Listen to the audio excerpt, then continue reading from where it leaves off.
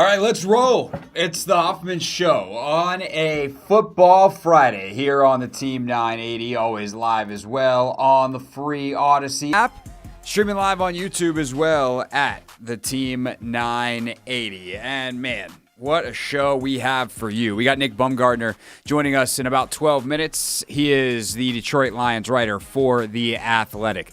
We have Mike Mayock again this week. He joined us last week. Why mess with the formula? He's calling the game. Let's have Mike on. Let's talk about it. Coming up at 4:30. John Keim, 5 o'clock. Mike Jones, 5:30. Our pick six at 6, and Logan Paulsen will give you his thoughts on this Detroit offensive line and what the Commanders can do to stifle one of the best run games in the league coming up at 6:30. So basically, wherever you are right now, you might be driving home. You might not be able to just sit in your car for 3 hours. But the good news is this show is available on demand. And it's also available on multiple platforms. Of course, the Odyssey app. You can watch us on YouTube. And if you have to, go live your life on a Friday night, then you can listen on demand tomorrow on the Odyssey app or wherever you get your podcasts. So I'm just letting you know up front, this one's a good one. There's a lot coming, and you're going to want to listen to all of it before 8:15 tomorrow night. That, of course, is when the Commanders will take on the Detroit Lions. Their first divisional playoff matchup in a long, long time, since 2005. Of course, last time they lost in the divisional round. They've actually lost their last 3 divisional round playoff games going back to 1991. They won more than just the divisional round that year. They won the Super Bowl. Detroit comes in 15-2. You likely knew that. Washington 13-5, counting the playoff win last week. And as we take a look at the matchup here, I think it's important to just point out, this will be an upset if Washington wins. That does not mean they can't win. This is a Commanders team that is led by the best quarterback in the conference, and that is a good place to be if you are a football team fighting for a Super Bowl berth. Hey, we got the best quarterback. That should help us get pretty close. But if you go down the list, points per game, Washington, excellent. 5th best scoring offense in the league. They're a solid 5 points behind the Lions, 28.5 to 33.2. Point differential, Commanders, a very respectable 10th best. They were plus 94 on the year. They blew out a couple of teams, won a bunch of close games. Lions blew out a couple of teams, won a bunch of close games. They just won more, and they have more blowouts. They're plus 222 on the year. That's first. Commanders, last week we highlighted the Bucs actually had a sub 500 record in close games, and they hadn't played in as many of them as Washington. Washington 8-4, now 9-4 in close games. Detroit is 7-2 in close games this year. So, yes, their only 2 losses were close. They didn't get blown out by anyone, but they have won a ton of close games. They're winning by an average of 15.5 points per game. They're plus 9 in turnover differential. Washington was just plus 1 on the season. And they're even, despite their reputation, especially as of late and how they are on defense, they are penalized less than Washington. They committed 4 fewer penalties, which was the difference between being 12th and 18th on the season. Washington 18th, Detroit 12th, because offensively they play very clean football, even if they're very aggressive defensively. If you look at on the NFL Pro Next Gen Stats matchup comparison, it's not pretty for Washington, but it's also not heinous when you start to get into some of these specifics. They give Detroit a slight advantage when it comes to the Lions defense against the Commanders passing offense. That is how good the Washington or the Detroit pass defense has been purely against the pass. There's a huge caveat that I'm going to get to in a second, which is probably Washington's best chance to win this game. The Lions were 5th overall in pass efficiency defensively this year. And I'll put some more context on that in a second, because I actually don't think they're that good as they are on paper on film. But overall rushing efficiency, Washington was 3rd on the season and Detroit was just 15th. It is a 4-star out of 5 advantage for the Washington Commanders. And that is, I think, the area where Washington can win this game. But it's not from the running back run game. Detroit was bad this year against quarterback scrambles. And I think that's an area, and frankly, some design quarterback runs got them too. I think that is an area where Jaden Daniels can go and be a playmaker. Like, I think this could look similar statistically in a lot of ways to the Atlanta game, where it's like, hey man, biggest game of the year, everything's on the line. We're just going to put the ball in your hands and say go. And some of that might be, designed rollouts and things like that. And if guys are open, he'll throw it. If not, hey, we're fine with him running. I'm not going to call a ton of pure design run, although there will be probably 4 or 5 of them. But we're going to give him a bunch of run-pass options. And when I say that, I don't mean literally RPOs, although those will be in the game plan too. But let's give Jaden Daniels some run-pass options where he gets out on the edge. There's not really a check down, and the check down is he takes off and runs. I think that is a big part of how Washington can and should be looking to find success this weekend against Detroit. Pressure rate, Commanders were 10th best in protection, Lions 12th best on rushing the passer, and they really struggled to do that after Aiden Hutchinson went out back early, I think it was week 6, but they blitz like crazy, so you have to be on your toes even if the blitzing is only so effective. Of course, when you flip the other side of the ball, things get a little sideways. Overall passing efficiency, the Lions were 2nd in the NFL this year. The Commanders' defense, 23rd. That is a 5-star advantage per NFL Pro and Next Gen stats. Overall rushing efficiency, Lions were actually only 7th, but we know that they are incredibly effective. I got a big number for you on that in a second. And then Commanders' defense was 13th. Pressure rate, Detroit 15th best in terms of protecting the passer. Commanders 19th best at getting after the passer, according to their numbers. So on paper, obviously, the Lions are favored. But some of these numbers require the context of, for instance, their Lions' efficiency as a pass defense. They often are playing in known passing situations based off the score. They have consistently been up on teams. And so, okay, now my play-action pass defense is going to be a lot better, for instance, because I'm not falling for run fakes. Go ahead, run the football. We're up 30-13, and it's the middle of the third quarter. Your play-action fake doesn't do anything to me. Now, watching them on tape and seeing how they are in the first quarter, they will fly after running backs off play action. I do think that is an area where Washington can be effective. And I think that also comes into play in the RPO game. Hey, if I'm going to fake this handoff and I'm going to ride this handoff out and then pull the ball out the last second and throw it, as long as my offensive lineman doesn't get down the field, that could be a potential big gainer for Washington because it's basically impossible to cover man-to-man. Like slants are really hard if you don't have help in the middle of the field because you're afraid of getting beat to the outside up the sideline in man-to-man. It's why if you ever go to a training camp and teams do one-on-ones, if you want to see a wide receiver be a tool bag, watch him run a slant. That's not really how those are supposed to go because it's like, yeah, congrats. You caught it. You technically won the route, but you would have gotten your head taken off by a middle linebacker or a safety. It's a one-on-one drill. Of course you should win, especially if you go inside. But on an RPO, if you read it out correctly, then that linebacker pulls down into the hole, chases the run, and that guy, it actually is the one-on-one drill without the linebacker help. And Terry got 2 of those last week, one of which was called back because Andrew Wiley actually did too good of a job getting to the second level and was up there before Jaden threw the ball, and they picked up an illegal man downfield penalty. Now, on the other side of it, talk about a team that runs the ball effectively and uses play action effectively. The Detroit Lions offense ran the ball out from under center more times this year than anybody else and was way more effective than anybody else. The Lions gained 1,801 yards, 1,801 yards on design runs from under center this season. Actually, before I even go further reading this stat, I want to check something real quick. NFL.com stats, team stats. How many teams didn't rush for that many yards total this season?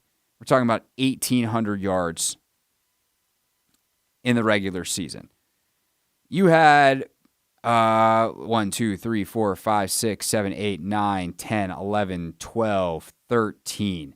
13 teams in the NFL did not rush total for more yards than the Lions did purely from under center. They had over 400 more than the next closest offense. So, amongst the many matchups that we'll continue to talk about today, whose linebackers can play better fitting the runs, but also getting underneath those second-layer throws, those second-level throws, where guys like St. Brown and Laporta kill opposing offenses, where guys like Terry can get in there, Zach Ertz can get in there and be playmakers? That's one of the key matchups to watch coming up this weekend. We'll get into a lot more of the matchups as we go, including next with our guy Nick Baumgardner of The Athletic. Can the Commanders actually, and should the Commanders actually try to make this game a shootout? Is that their best chance of winning? Sounds counterintuitive with how explosive Detroit's offense is. But let's talk about that with Nick, who has a hypothesis. Next, before Mike Mayock joins us, coming up at 4:30 on the Team 980.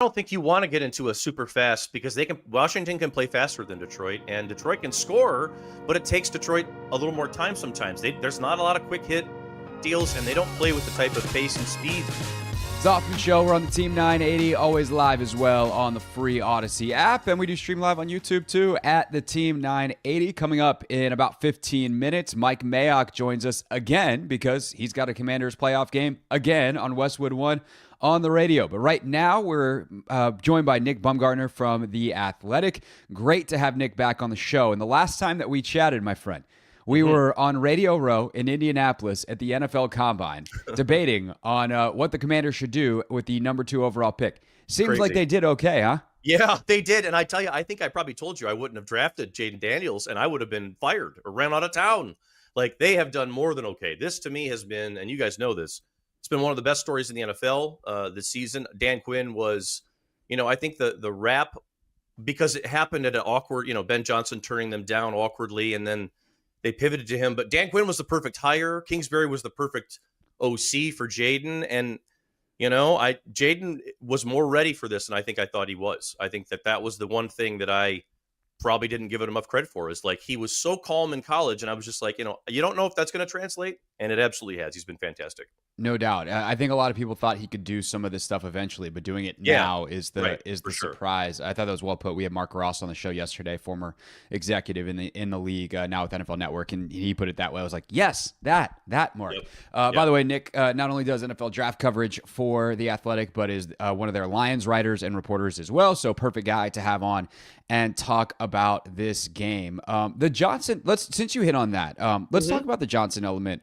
of this real quick, because Commanders fans definitely haven't forgotten how that went down. And, I'm sure the way that it did go down, was awkward, to say the least. I also don't know that he would have gotten the job if he hadn't pulled himself out. Like, I think Quinn was the favorite, and that might have actually had something to do with Ben Johnson pulling himself out. But what has been the story? Like, has that been a story at all up there this week?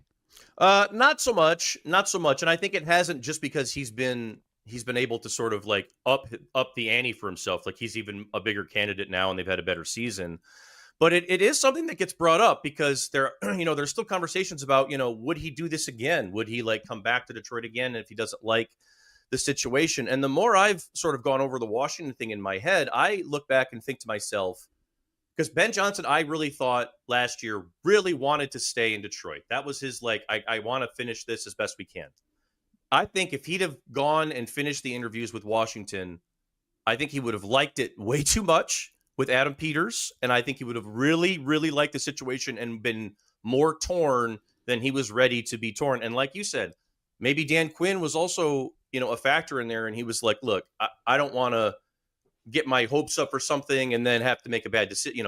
I think he was just like, let me pull back and, whatever. But I don't think it was a case of like, Washington's a crap job. And I think Ben's just kind of an awkward guy. I think that it came out weird, but I think he really actually would have loved that job and would have, as we've seen now. I mean, I think it would have probably been, who knows? It might have not have been a good fit. It's a lot better of an opportunity than certainly the ones he's looking at now. The Raiders job is a super interesting one, especially if he pulls a guy, Lance Newmark, back out of the Washington front office. A lot of rumors that those two are going to wind up going somewhere together with Lance as the general manager. So we'll see what kind of rating of staffs happens both there and here if Johnson takes a head coaching job. But there's a pretty important game this weekend to talk about first. And this Detroit defense, I think, is so interesting. They had such a great performance in Week 18. The couple weeks prior to that were not nearly as good. We know about the injuries.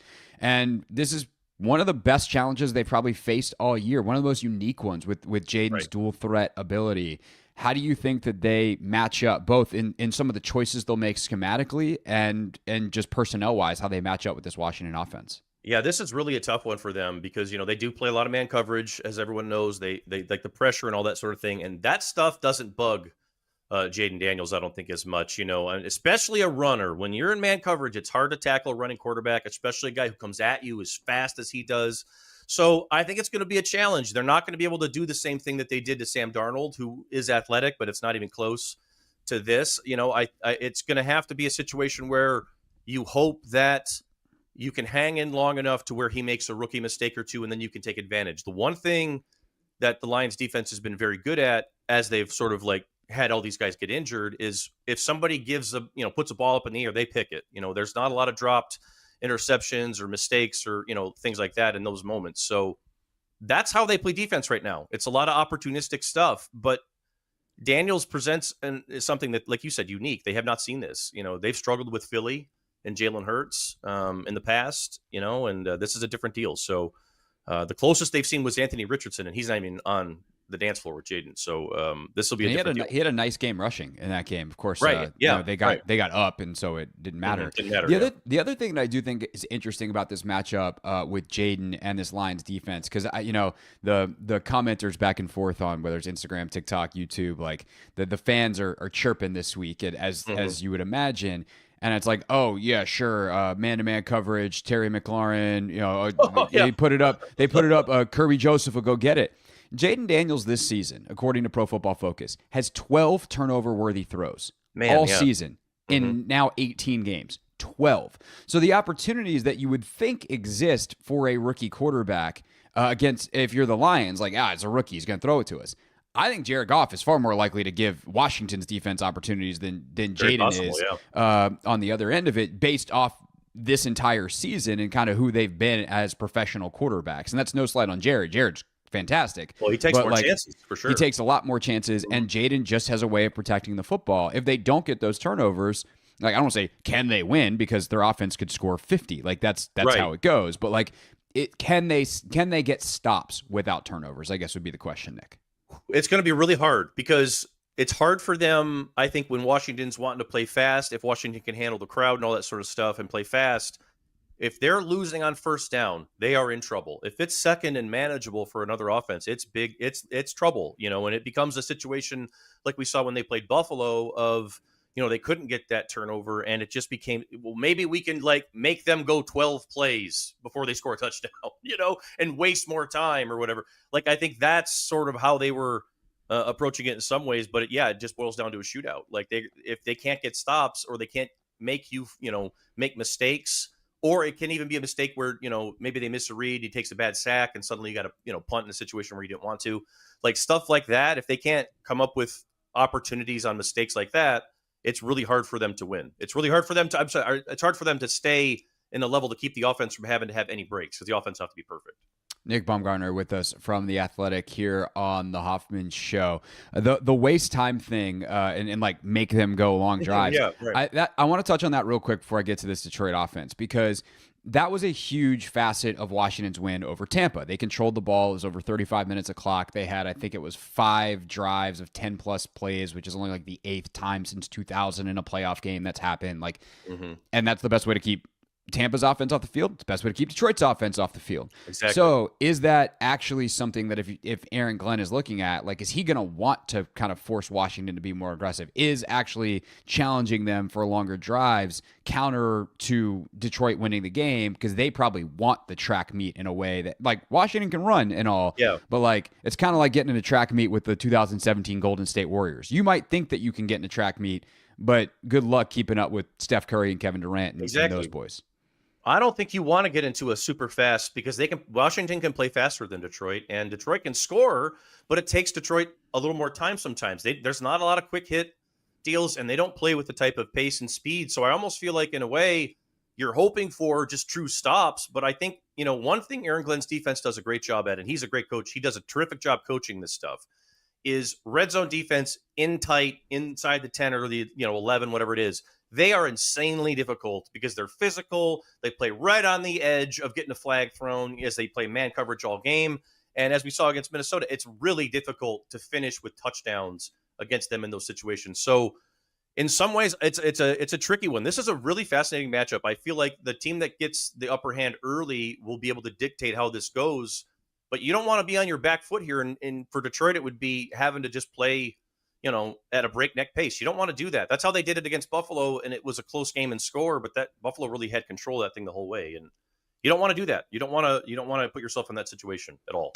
Nick Baumgardner from The Athletic with us for a couple more minutes here on the Hoffman Show. Okay, so this Detroit offense, they're good at everything. The teams that have been able to at least slow them, it's the old Dan Patrick, you can't stop them, you can only hope to contain them. Yeah, right. How do you contain them? Yeah, I think the one thing is you've got to be able to hang in with the run game on all downs and be ready for it on, even on third and medium, third and short especially. But you've got to be able to tackle all 11. The safeties have to hit. The corners have to hit. The linebackers cannot miss fits. it just, they do not give up on the run ever. They don't ever go away from it. They don't ever abandon it.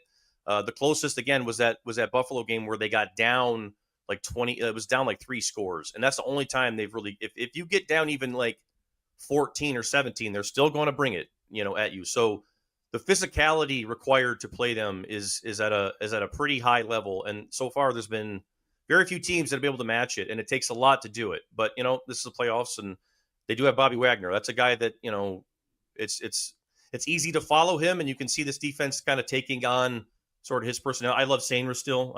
He was around here, obviously, at Michigan for a long time. So right. You can tell how the effort and everything they play with. But that's what it takes. You got to be willing to hit on first down and second down and be ready for it again on third. Yeah, this is a team that's ready to hit, ready to properly fit a run. It's been a little bit more of an adventure this year. Right. the Amon-Ra St. Brown's the best receiver on the team. Mm-hmm. But if you're game planning for this, do you have to more game plan for Jamison Williams because of the speed?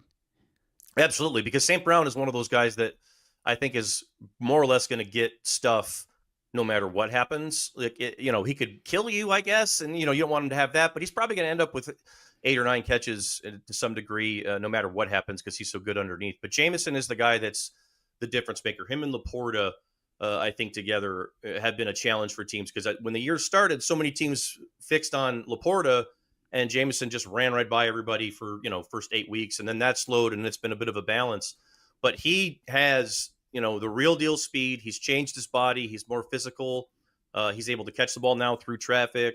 Like, he has turned himself into a very, very good young receiver. And, a guy who I think is probably a fringe Pro Bowler, quite frankly, this year. A really good blocker, fit in with everything they were doing. So, yeah, he can do things that you can't teach. And Amon-Ra is a guy that you can sort of control. You can contain him. Even if he has 8 or 9 catches, you can contain him to 70 yards. Jamison it takes a hiccup and it's over. You know what I mean? So he's like McLaurin, but even faster in many ways. Yeah, no, faster for sure. Terry might be a little bit more physical. Obviously, his contested catch ability is great, but Jamison doesn't have to deal with contested catches because he'll run right by you. Runs right by everybody, yeah. Nobody else in the picture. I'm on Raw on like third downs. That's the thing that scares the daylights out of me. And red zone, obviously, his precision is so good. Nick, this was great. Really appreciate it, sir. Enjoy the game this weekend, and yes, we'll catch up down the line. Absolutely, Craig. Take care. Mike Mayock next on The Hoffman Show. Hey, this is DA, and you're listening to The Hoffman Show on the Team 980 and the Odyssey app.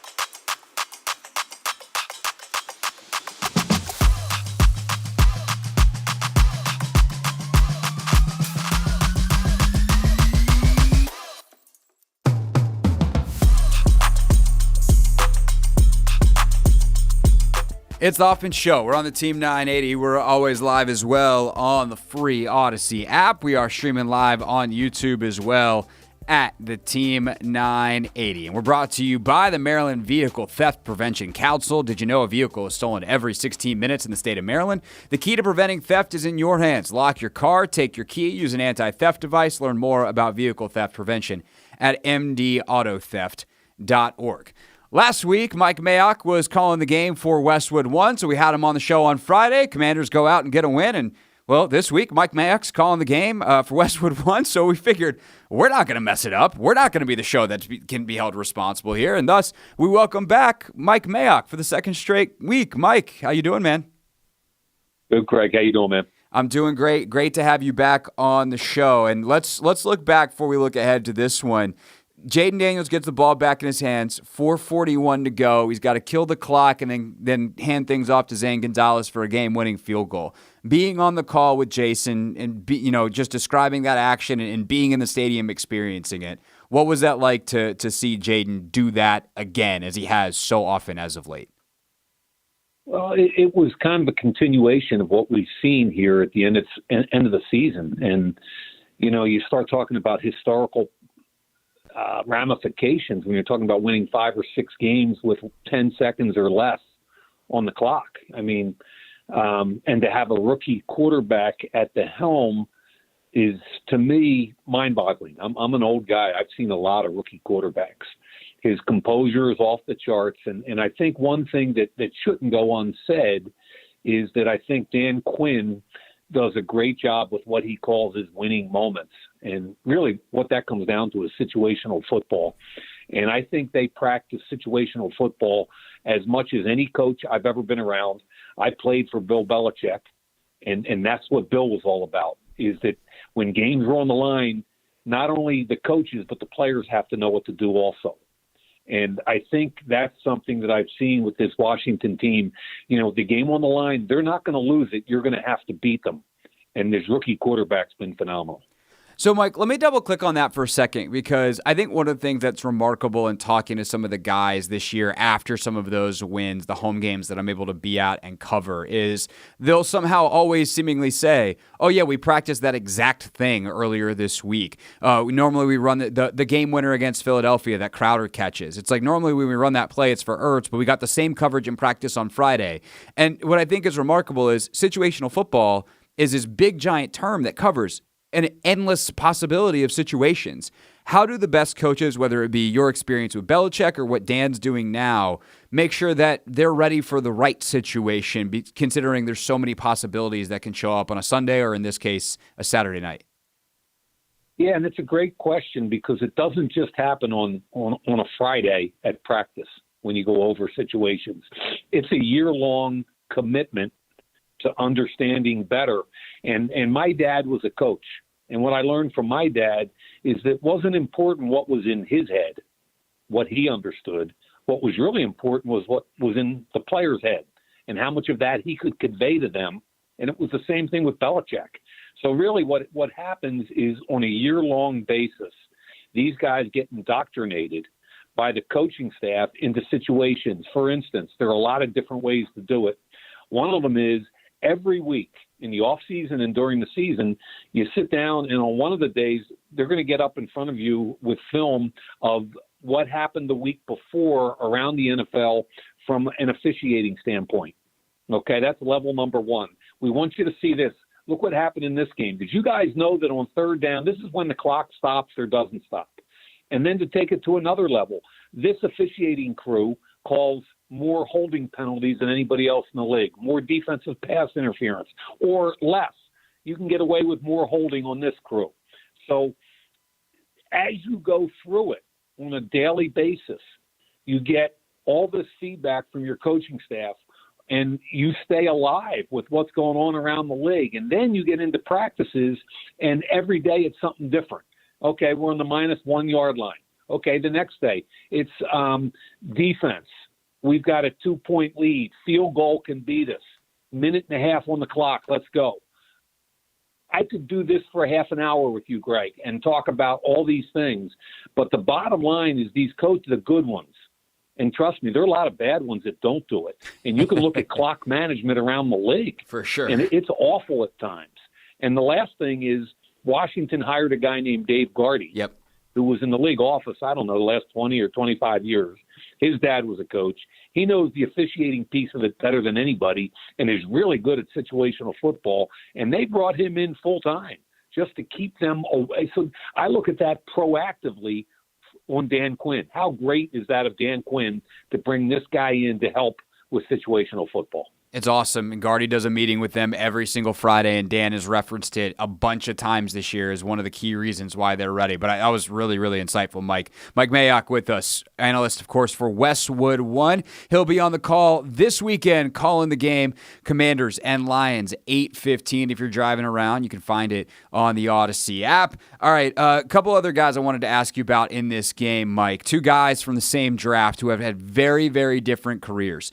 Dyami Brown is coming off arguably his best game as a pro. And what I think has really blown me away about his season is how they have found the correct way to use him. When coming out of North Carolina, it seemed like the Rivera administration here had a very different idea of who he was as a player.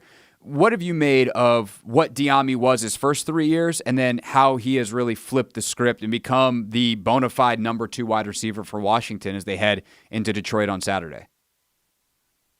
For me, it's about two things. One is the coaching and the teaching, and his reputation coming out of North Carolina was kind of a speed guy, could beat you deep, long-legged guy, maybe not great in separation and short and intermediate and blah, blah, blah. But what I'm seeing is a guy breaking routes off now, coming back to the football, understanding how to set up a defender, using quickness and length as well as speed. And I find it interesting because I had the same questions. I was like, why is this guy coming on here at the end of the season? And I went through a bunch of the press conferences and stuff from Dan Quinn and Cliff Kingsbury. And one of the comments, and I can't remember who, it might have been Cliff, but I can't remember. That question was asked, and he said he's become a professional. And to me, that's a key distinction. When I was a GM, that was a huge thing to me and our scouts and our coaches is a guy going to be a true pro, or are you going to spend an awful lot of time just getting them there on time and getting them out to the practice field? And when I hear a coach say, hey, he's become a true pro, that means he's doing all the little things. And to me, the combination of having some talent, which he does, he can run, he's got good hands, he can snap a route off, but it looks like he's really taken to the coaching, and he's really taken to the fact that in this, his contract year, he needed to be a really good football player, and he's becoming that. Yeah, I think Dyami's always been a good competitor, and I think he's always worked hard, but you got to know what to work on. And I feel like this staff has really guided him in the right way, and he's taken it to a whole new level. Of course, he is one of the guys that Amon-Ra St. Brown can rattle off as that guy was taken ahead of me, and I don't like that. What did you think of St. Brown coming out, and then what has he been able to do to become, a top 5, arguably, receiver in the entire NFL? Yeah, I love this kid because he's as competitive as any football player I've ever met. I remember being at his pro day at USC, and I remember him being pissed off about whatever time it was he ran. And you remember, he's a 6 foot, 200-pound guy. He wasn't going to run 4.3, so he doesn't have the length that most first-round picks have. He didn't have the flat-out speed that most first-round picks had. But what he had in spades was an ability to run routes, an ability to be physical and tough through the ball, and an ability to separate, to understand how to separate both against man and zone. And I think that's an underutilized conversation about how wide receivers do or don't separate. And this kid has an innate feel for how to separate. And I think he had 115 catches. And I think he had an 81% hit rate on targets, which is just kind of mind-boggling and shows you how user-friendly he is to his quarterback. Last thing for Mike Mayock here on the Hoffman Show. You're listening on the Team 980 or the free Odyssey app. You can also watch us on YouTube at the Team 980. Mike, of course, now with Westwood 1, we'll call the game Saturday night. And one of the big questions, Mike, that Washington has spent the entire week figuring out on the defensive side of the ball is what do we do with this Detroit offensive line? How do we get pressure against it? And maybe even more importantly, how do we stop the run? One of the best rushing attacks, especially with David Montgomery coming back to supplement what Jahmyr Gibbs is doing. If you're looking at this schematically, Washington has a lot of options. They play odd fronts. They play even fronts. They do all this kind of stuff. What can actually work to stifle Detroit up front? I mean, I'm going to be honest with you. I think this Detroit offense is as good an offense as I've seen in years. They remind me a lot of that old fastest show on turf, the old Rams that won the Super Bowl years ago, because they had Marshall Faulk. Well, Jahmyr Gibbs is a dude. He is a flat out dude. And at wideouts, Jameson Williams, vertical guy. Amon-Ra St. Brown, first team All-Pro wideout. Sam Laporta, as good a tight end as there is in the game as far as a receiver. An offensive line that's really good. I mean, they got 2 All-Pros in that starting 5. So I look at them, and I think what you have to do, and I mean what Washington has to do, is one of 2 things. Either you got to turn this game into a similar game as last week. And by that, I mean Washington's offense has got to grind it out. They had 8 possessions. They did not punt. They did not turn it over. 5 of the 8 possessions, they had 10-plus snaps. And because of that, they ended up, Washington had, I think it was 69 offensive snaps to 44 for Tampa Bay. So at the end of the day, that's, I think, the most effective way to stop them is to grind it out, control the football, and don't let Jared Goff and that crew out in the field. Now, the second piece of that is if it turns into a little bit of a track meet, and it could, because Detroit's offense is that good, what do you want to take away? That's a really hard question, I think, for Dan and Joe Witt. What do you want to take away, and how are you going to do it? So I think the other thing is if Detroit starts scoring, then you're going to have to see Jaden Daniels starting to get out of the pocket and challenging them both with throwing on the run and running on the run. And, that's why Buffalo put 48 points on them, in addition to a bunch of injuries on defense. But I didn't directly answer your question as far as what your defense has to do. But I think a lot of it comes down to your offense. No, I don't disagree. And I loved how they kind of muddied the game last week. They turned it into a muddy, nasty game, and Washington won a low-scoring affair. If it's going to be a high-scoring affair, you got to win the turnover battle, and your quarterback has got to stand on his head. That's really what has to happen. That feels like, to me, the choice I would make if I was Dan and Joe is like, let's just not lose quickly. Because then there's no – if you give up the 70-yarder and you're going to play single coverage and bring Chin down in the box and do all that, then if J-Mo gets loose and he scores, there's no more plays to make up for that. If I give up 12 yards a carry for 3 straight carries, I can still force an interception in the red zone. I can still punch a ball out. I can still bow up for a goal line stop and try to force a field goal. And that feels like the most – possible, like highest possible number of combinations where the game plays out that way and Washington wins, and then obviously your offense has to do their part. But that doesn't feel good either because giving up, I think it's Detroit's averaging like 6.8 yards a carry against 11 personnel or against nickel personnel. So there are no good options, Mike. I think you captured it well. Yeah, and I'm not trying to sugarcoat it. The bottom line is they're the best I've seen in years. You're going to struggle defensively to contain them, so you got to win turnover battles. Both head coaches are heavy on 4th down and being aggressive. And if Washington faked a punt or did something to try to steal a possession, it would not surprise me at all. Love that. That's a good thing to watch or perhaps listen to. Mike Mayock will be on the call on Westwood 1 this weekend. And Mike, if they win, if the Commanders pull this off, we'll talk to you next Friday. I think that's how this has to work now. Except I won't have them next week, so you probably won't find. We'll have to determine what the voodoo powers are and see if we have to talk to you anyway. Or we'll talk to your counterpart who will have the game. But Mike, nonetheless, we appreciate you the last 2 weeks. Thanks, dude. That's Mike Mayock with us here on the Hoffman Show. All right, when we get back, Mike just mentioned the 4th down stat or the 4th down factor in this. I have a stat on the Commanders and Lions on 4th downs that will absolutely blow your mind next on the Team 980.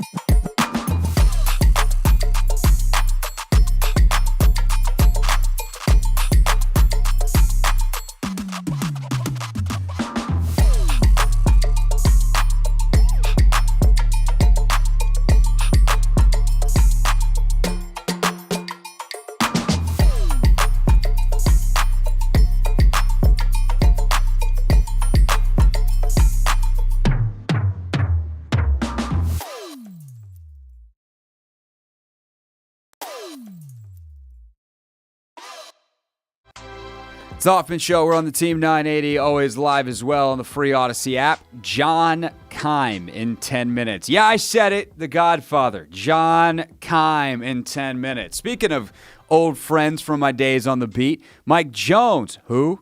Mike Jones. He'll be on at 5:30. Logan talking offensive line play at 6:30. I mean, that is what football dreams are made of. Our pick 6 at 6 as well. But we got Max in the studio today for Anthony, who's wrapping up. Actually, I need to check in with Anthony and see how things are going at Flag Football Nationals. But I promised Max the people, and I promised you, and you're going to have to be the spokesperson for the people here, a stat on fourth downs for the Commanders and Lions that will absolutely blow your mind. So simply asked, Max, are you ready to have your mind blown? Always. Okay. So the Lions at plus 119.9% and Commanders plus 103.5% were the only two teams in the NFL to gain over a full game's worth of win probability added as a result of going for it on fourth down this season. So Jack Fox and Tress Way are not going to see the field on tomorrow night. I mean, I don't know if Jack Fox is the holder for Detroit as well, but I do think we underrated Tress's ability to get the ball down in that Tampa game, you know? It's really, true. He's really critical. got reps. Yeah. Otherwise, Marcus might have to do something other than, convert fourth downs. I mean, that is a wild statistic. So basically what that's saying is the Dans, the Danalytics. Have you seen that one yet, by the way, Max? Of course. I saw that the other day and was like crying laughing. Danalytics, going for it on fourth down, bought the Commanders and Lions each, cumulatively over the season, an extra win. Like that is one, because they actually realize that the value of going for it on fourth downs is extraordinarily high. And I think the other side of it, if I'm gonna full on rant about this, I'm not really gonna rant about it. If I'm gonna full on a diatribe about this, is the downside of not getting it is overrated if you are prepared to do that. And I think at this point, both defenses know, like, hey, our coach is going to go for it. So we got to be ready just in case. But especially if you're smart with it. Like, I've said this all year. Ban 20-something yard field goals unless it is a game winner as time expires. If you are kicking a 22-yard field goal in the first quarter with 6 minutes to go, you're really screwing up. Because while, yes, they could turn around and get a stop and then go on a 94-yard drive, the chances are that your defense is going to get a stop. Even if you give up a first down, you don't even have to go 3 and out. You could give up 2 first downs and still probably get the ball in decent field position. And if you actually get a 3 and out, or God forbid you get a safety or whatever, like a turnover, you're going to have amazing field position to then go back and attack again. And so the upside of going for it, even if you don't get it, there's an argument to be made there versus just kicking the field goal. Like, do you eventually get the touchdown? Probably. That is the value of going for it on fourth down. Now, you add in the second part of this stat, where overall the Commanders converted on 20 of 23 fourth down attempts this season. That's the regular season. Of course, they went 3 of 5 last week against Tampa. That's the highest conversion rate of any offense with at least 15 attempts since at least 1991. The Lions converted 2/3 of their fourth down attempts this season, going 22 of 33. And so when we talk about stealing possessions, I think, one, Washington going for it on fourth down and converting, that could be a way to do it. Can you get a fourth down stop? That would be, and especially can you get 2 of them? That's a way to steal a possession. Nevertheless, winning the turnover battles and all the things that we just talked about with Mike Mayock. Let's talk about more of it with John Keim next on The Hoffman Show.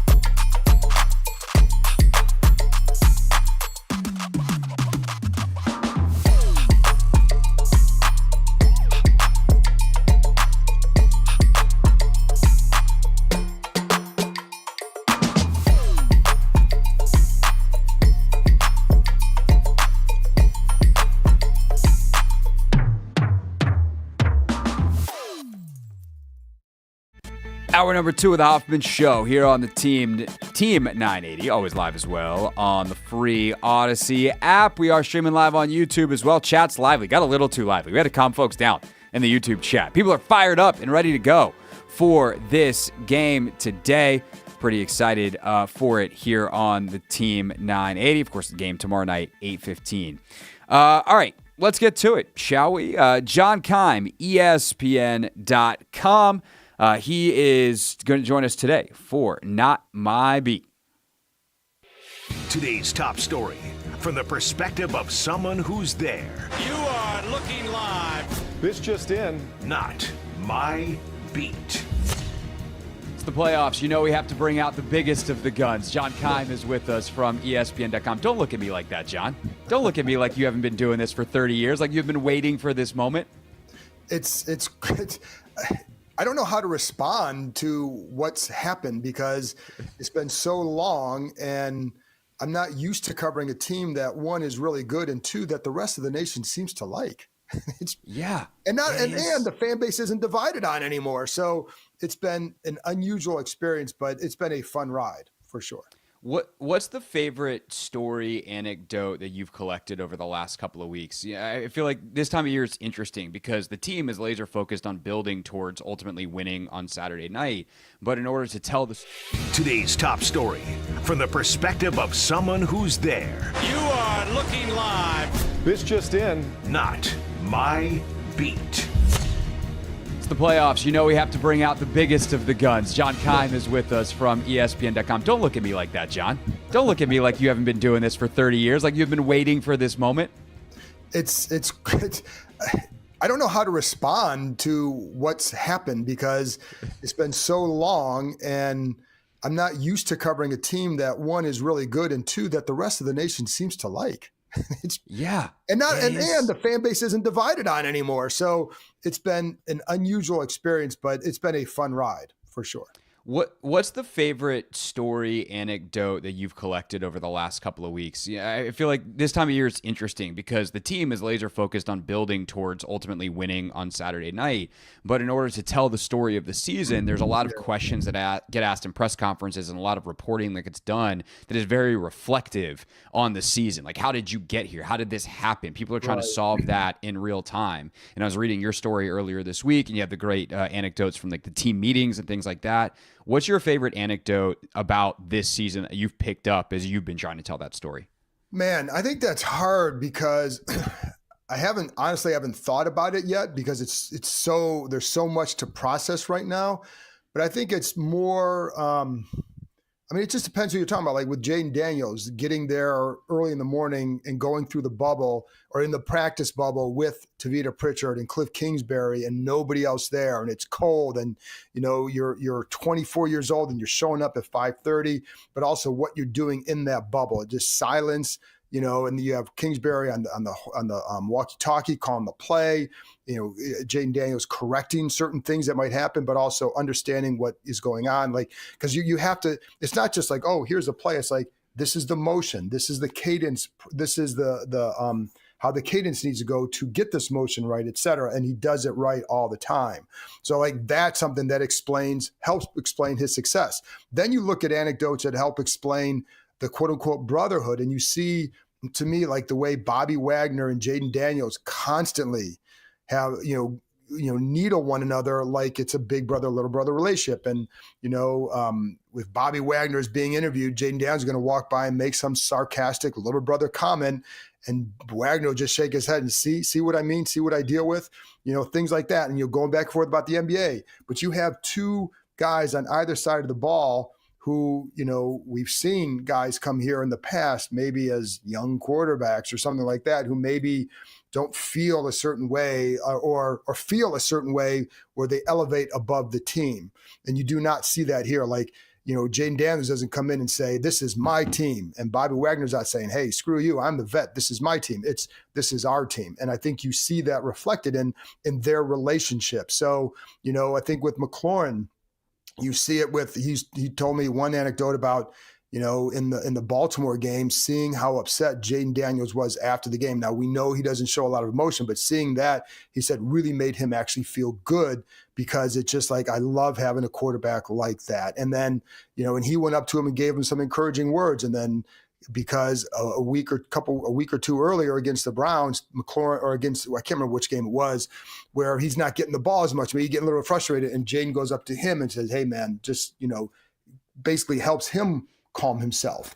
Like, that's the kind of team this has. So those are some of the little stories that pop up. I mean, there's a lot of those little things, but like each one kind of shows a different side of this team. And even just talking to a defensive player the other day, and I talked about this on my podcast, but after they give up after they give up the game tying touchdown against the Bucs, like, they're on the sidelines very loose after that, unusually loose, because they knew they'd go down and win. And they sure did, which leads us to this game this weekend. John Keim, ESPN.com. Also, check out the podcast, the John Keim Report.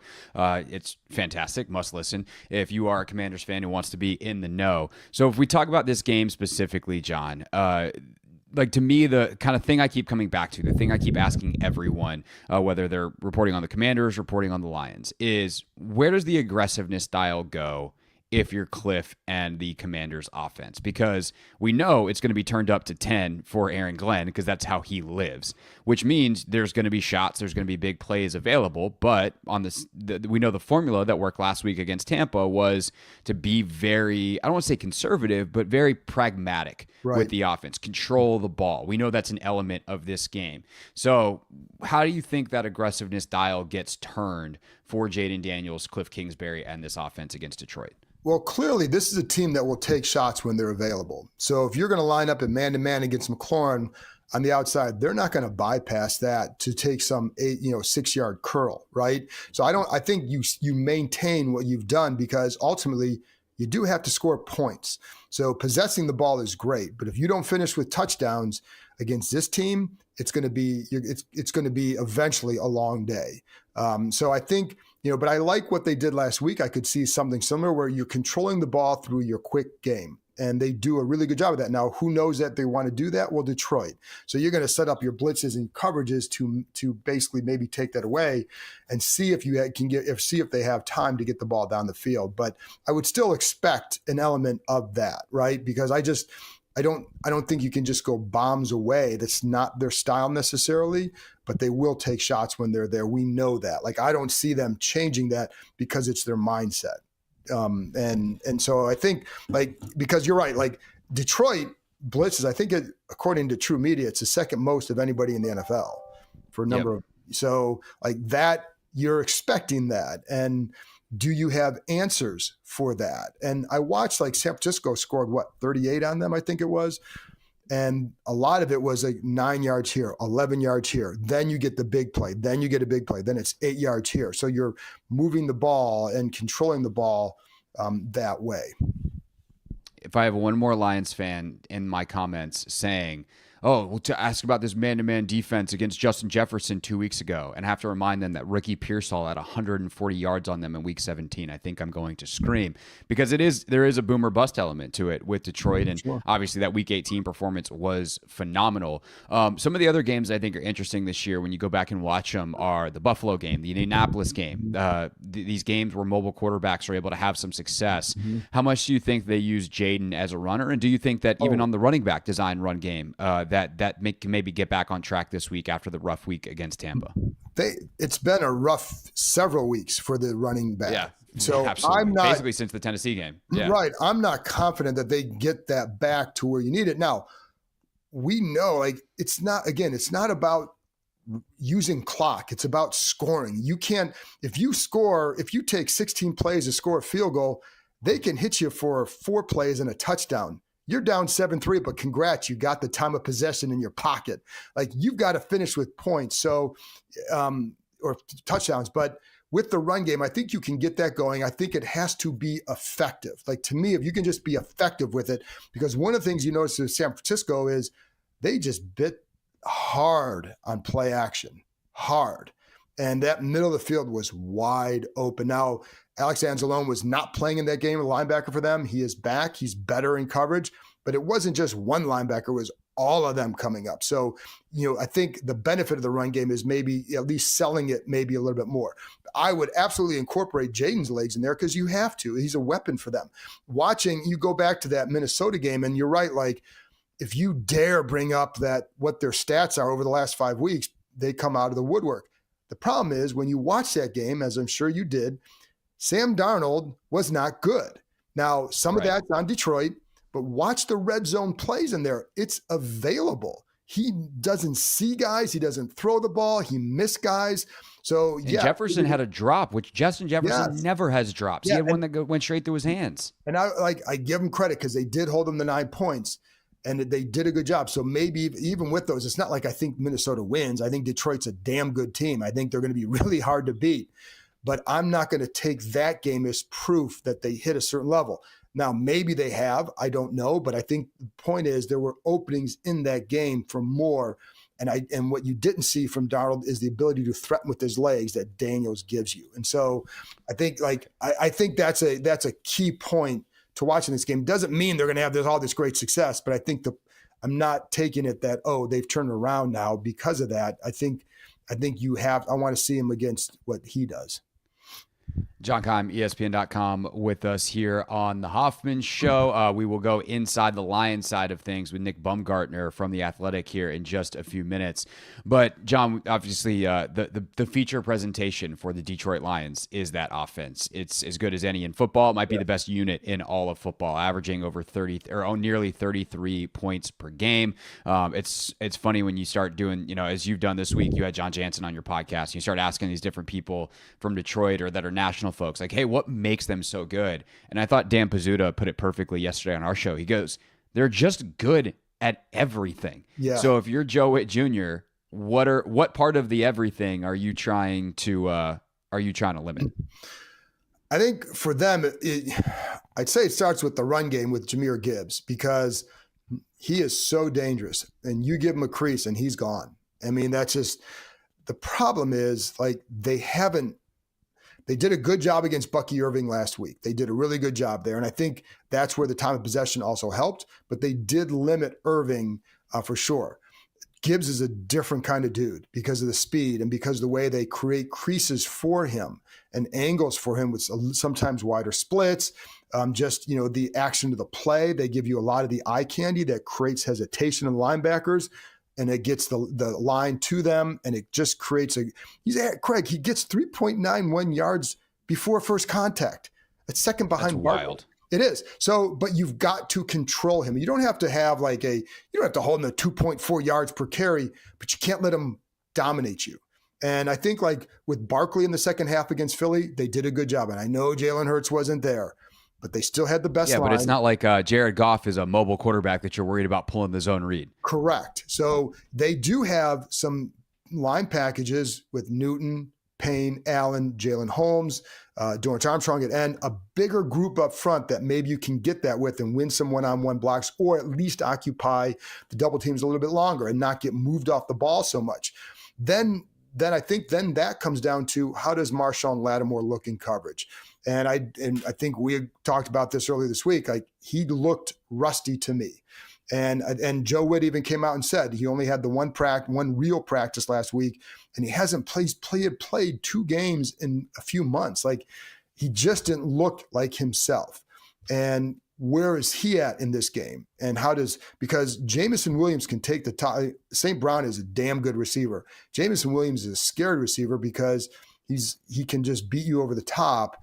And they do such a good job creating poor angles for defensive backs on some of those crossing routes that it's really hard. So, but I think you have to contain Gibbs and then hope your coverage holds up. But I don't know, Craig, because then I say that, I'm like, well, you've got to stop the explosive plays one way or another. So is that sitting back a little bit more? And if Gibbs gets you 8, 9, 10 yards, you can live with that versus 60 from Jamison Williams. And then and that's how they played all year, right? And hope in the red zone that you hold up. Yeah, exactly. Yeah. So And I would think because of that, that is how they go, is they say, like, we're just not going to get beat over the top, which is easier said than done against Jameson Williams, because he will just, you can be in quarters coverage, the ultimate, like, we're playing a cloud over the top, and he will just literally run right by your guys. It's gross watching that guy on tape. It looks like it's in warp speed. If you're a safety and you don't get depth and you're flat-footed at all, adios, because he's gone. And like, if you're not turned when he's 5 yards from you, he is by you. And again, like, they do a great job on the crossing routes. Watch the deep crossers. Like, they do such a good job. If you're playing a match zone or whatever, and you're handing them off into the zone, and then they have someone else who's going to drive a corner off, but put him in a bad spot to defend the crosser with Williams, and boom, he's just around you. It's just, he's got dangerous speed, and that's what you really have to, you can't let them take the top off you. This feels mean, but I might, if I was Quinn or Witt, pull up the Miami tape from last year for Washington and then show Quan Martin I felt bad for Quan at the time. Like, why are you putting Quan Martin one-on-one against Tyreek Hill in the slot? That's a design flaw. But be like, Quan, remember what this felt like? This is going to feel, a little slow compared to what Jameson Williams is. Like, he's that fast. He is. And the other difference is, like, how they botched that play, because that was like a basic coverage they used, and somebody else was supposed to rotate and didn't. This group is much more aligned with what the coverage needs are, and I think is smarter. So, like, that will help as well. But yeah, I mean, this is dangerous speed, because it's not just Jameson, it's Gibbs with that speed. I mean, I think it's something this offense could use a jolt of next year, some way, somehow, but it makes them so dangerous. What kind of chance do you give Washington in this game? I give them a chance. I mean, listen, if these teams played 10 times, I mean, how many do you think that Detroit would win? 6, 7? Yeah, probably something like that. All right. They just have to win. So in other words, they can win one of those games. But the question is, can you? And did I think they'd win 13 games? No. So why would I say that they couldn't win this game?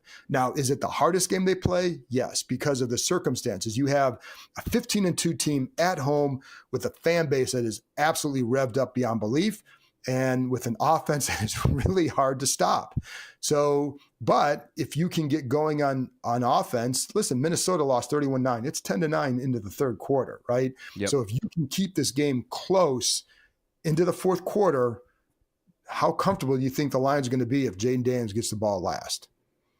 Not very comfortable. And that's the ultimate card for me here. Is like, Detroit's better. They have extended rest. Washington's on short rest, not just 6 days, but 6 days off a Sunday nighter. It's at Detroit. That crowd is crazy. But the better quarterback is going to be wearing burgundy, gold, white, whatever color combination they're wearing on Saturday.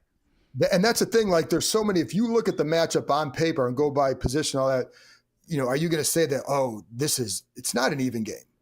But what you can't, and Detroit has a great, like, all the stuff we talk about Washington, Detroit has it too. Like, they have a head coach who sets the culture of the building, et cetera, et cetera, et cetera. But sometimes you can't explain what Daniels is able to do and how he's able to elevate. And I think it's not just him, because I don't want to just say it's all about him, but it is so much about him. But the belief they have is different. I've never been around a team that has the belief that this group does. And I don't think they always, I don't think this is a group that's happy to be here. Oh, hey, we won this franchise's first playoff game in 19 years or whatever. Like, I think they're thrilled to be here, but they're not content to be here. And so that can be a dangerous drug for a team to have as well. But, I mean, clearly Detroit is the favorite in the NFC. Like, I don't think anybody would doubt that, but is there a formula to beat them? Of course. Like, listen, I saw Minnesota 15-1 in the playoffs the one year, and like, there's no way they're losing, and they lost at home, because Gary Anderson missed a field goal, right? You see it all the time. I mean, I grew up in Cleveland. I saw it all the time, right? You know what I mean? Like, you grew up in Cleveland and then covered Washington for the entire Dan Snyder era. Yes. So like, I know how bad breaks look. And, here's the other thing, Craig, like, if I'm Washington, if you win the toss, do you take the ball first? I'd consider it. Yeah, I know that I consider it, but I'm always a double up after halftime guy. I get it, but I want to throw that first punch. That would be my thing. And so, I don't know that's the way I would go. I don't know if I'd have the what's to do that, but I'd strongly consider it because can you throw that first punch and get ahead of the pace here? That was, but I like the doubling up at halftime and all that because they do so well in the 2 minutes. John, you know what they should do? They should do whatever they've done all year because that's what Dan Quinn would want. That's right. But I do like, I give them a chance because you just can't put anything past this team. And I think because of the injuries Detroit's had on defense, there's an opening there. Doesn't mean they'll get it, but that's where you have that chance. No doubt about it. All right, if you want more from John, ESPN.com had a bunch of great stories this week. Obviously, his 5 Things I Think podcast will be out that you can listen to on Saturday leading up to the game. That's always one of my game day listens. And then he'll have post-game reaction from Detroit after, both on ESPN.com and on the podcast. John, always appreciate it, sir. Safe travels to Detroit, and we'll be looking forward to all your coverage. Thanks, Craig. Appreciate it. This is the Hoffman Show on the Team 980 and the Odyssey app.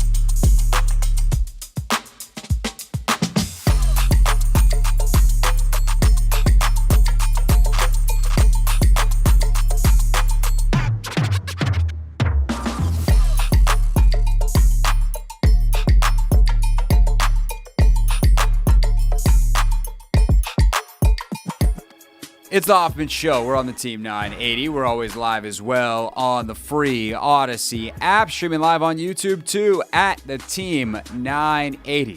Our tremendously loaded Friday guest list continues now with our friend Mike Jones from The Athletic. Of course, covered the Commanders for a long time for the Washington Post, and then he went national. And so it is great to have him talk about not only this Commanders-Lions showdown on Saturday night, but the rest of divisional wild card or divisional playoff weekend. Mike, what's up, dude? How are you?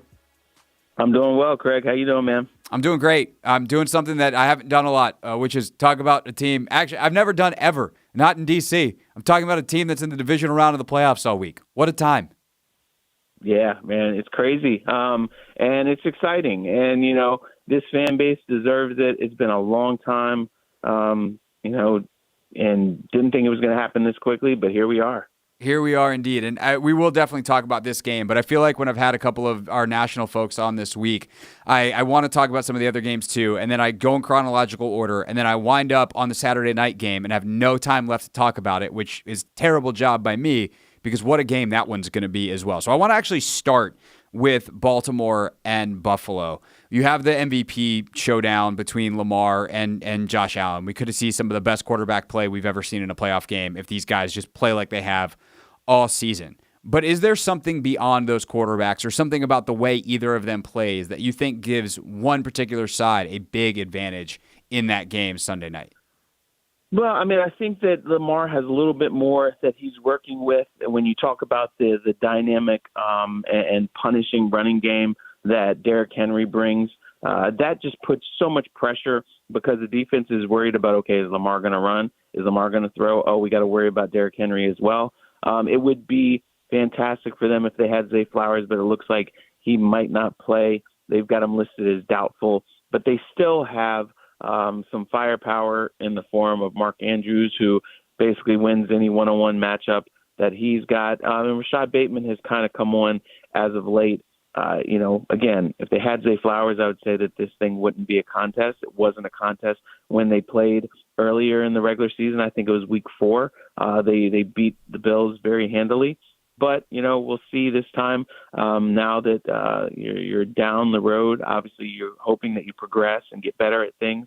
And we'll see if the Bills have gotten better as they've gotten adjusted to their roles there. I just feel like both fantastic quarterbacks, but you know, Lamar does it just a little bit better than what Josh Allen does. Not to mention he's got a few more weapons, like you said at the start of that answer. The other thing that I found interesting about Lamar, and maybe interesting, it's like this isn't rocket science, but teams have seemingly said, we're on the zone read stuff. We're going to attack the running back, and we're going to let Lamar keep it, and we're going to live with those results because the other option is we're shorthanded on the front side against Derrick Henry. And Lamar has just killed teams again and again and again, and especially in the playoffs where quarterbacks have a tendency to run the ball a little bit more anyway. If you are Buffalo defensively, are you trying to mix that up, or are you just saying, like, same thing, we can't let Derrick Henry beat us, and if Lamar beats us with his legs, then I guess that's how we're going to die today? I mean, it's basically, you know, the saying, pick your poison. You know, I think that you have to mix it up. I think you have to try that. You know, you always hear defensive coaches talk about you want to try to make their offense one-dimensional. But when you have Lamar, there's nothing one-dimensional about him. And then you have Derrick Henry, because we've seen in the past where Lamar had to do everything. And then that's why they went out and got Derrick Henry to try to help ease the load. And you can't load up on just Lamar, because then, like you said, Derrick Henry kills you. If you load up on Derrick Henry, then Lamar kills you. And then he's always a threat to throw as well. So it's going to be difficult for them, you know, to try to figure out which one to try to take away, because neither one of them are easy to stop, even when you devote a lot of resources to stopping them. And then if for Buffalo, like, what's the thing that has to happen for them to win this football game? Is it Josh Allen having another one of those games, or is there a more, like, I would say, non-superhero way that Buffalo can pull this out? I mean, again, you got to get pressure on Lamar somehow, try to contain him.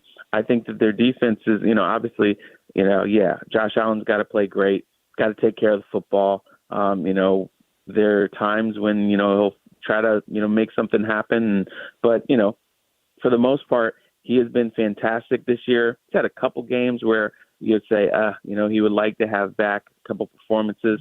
But really, they have to limit their mistakes because they don't have the Derrick Henry to lean on. James Cook is a decent running back, topped 1,000 yards, but it's not anything like what Lamar has in his backfield. And, as far as the wide receivers, the pass catchers go, they don't have, they've got solid guys. Amari Cooper has been nice, has not been dominant. They don't have somebody like a Mark Andrews that you can go to. Their tight ends are good, not his level. So it's going to be challenging for them. So that's why they don't have a big margin for error. They've got to, jump on them quickly. They got to score again, take care of the football, and their defense has got to try to get a takeaway here and there and set them up in decent field position. Mike Jones from The Athletic with us here on the Hoffman Show. All right, the other, there's obviously 4 games this weekend. We're going to, all due respect, skip the Kansas City-Houston game, which could be fun, but we only have so much time. So the other non-Commanders game is this Philly-LA game out in Philadelphia.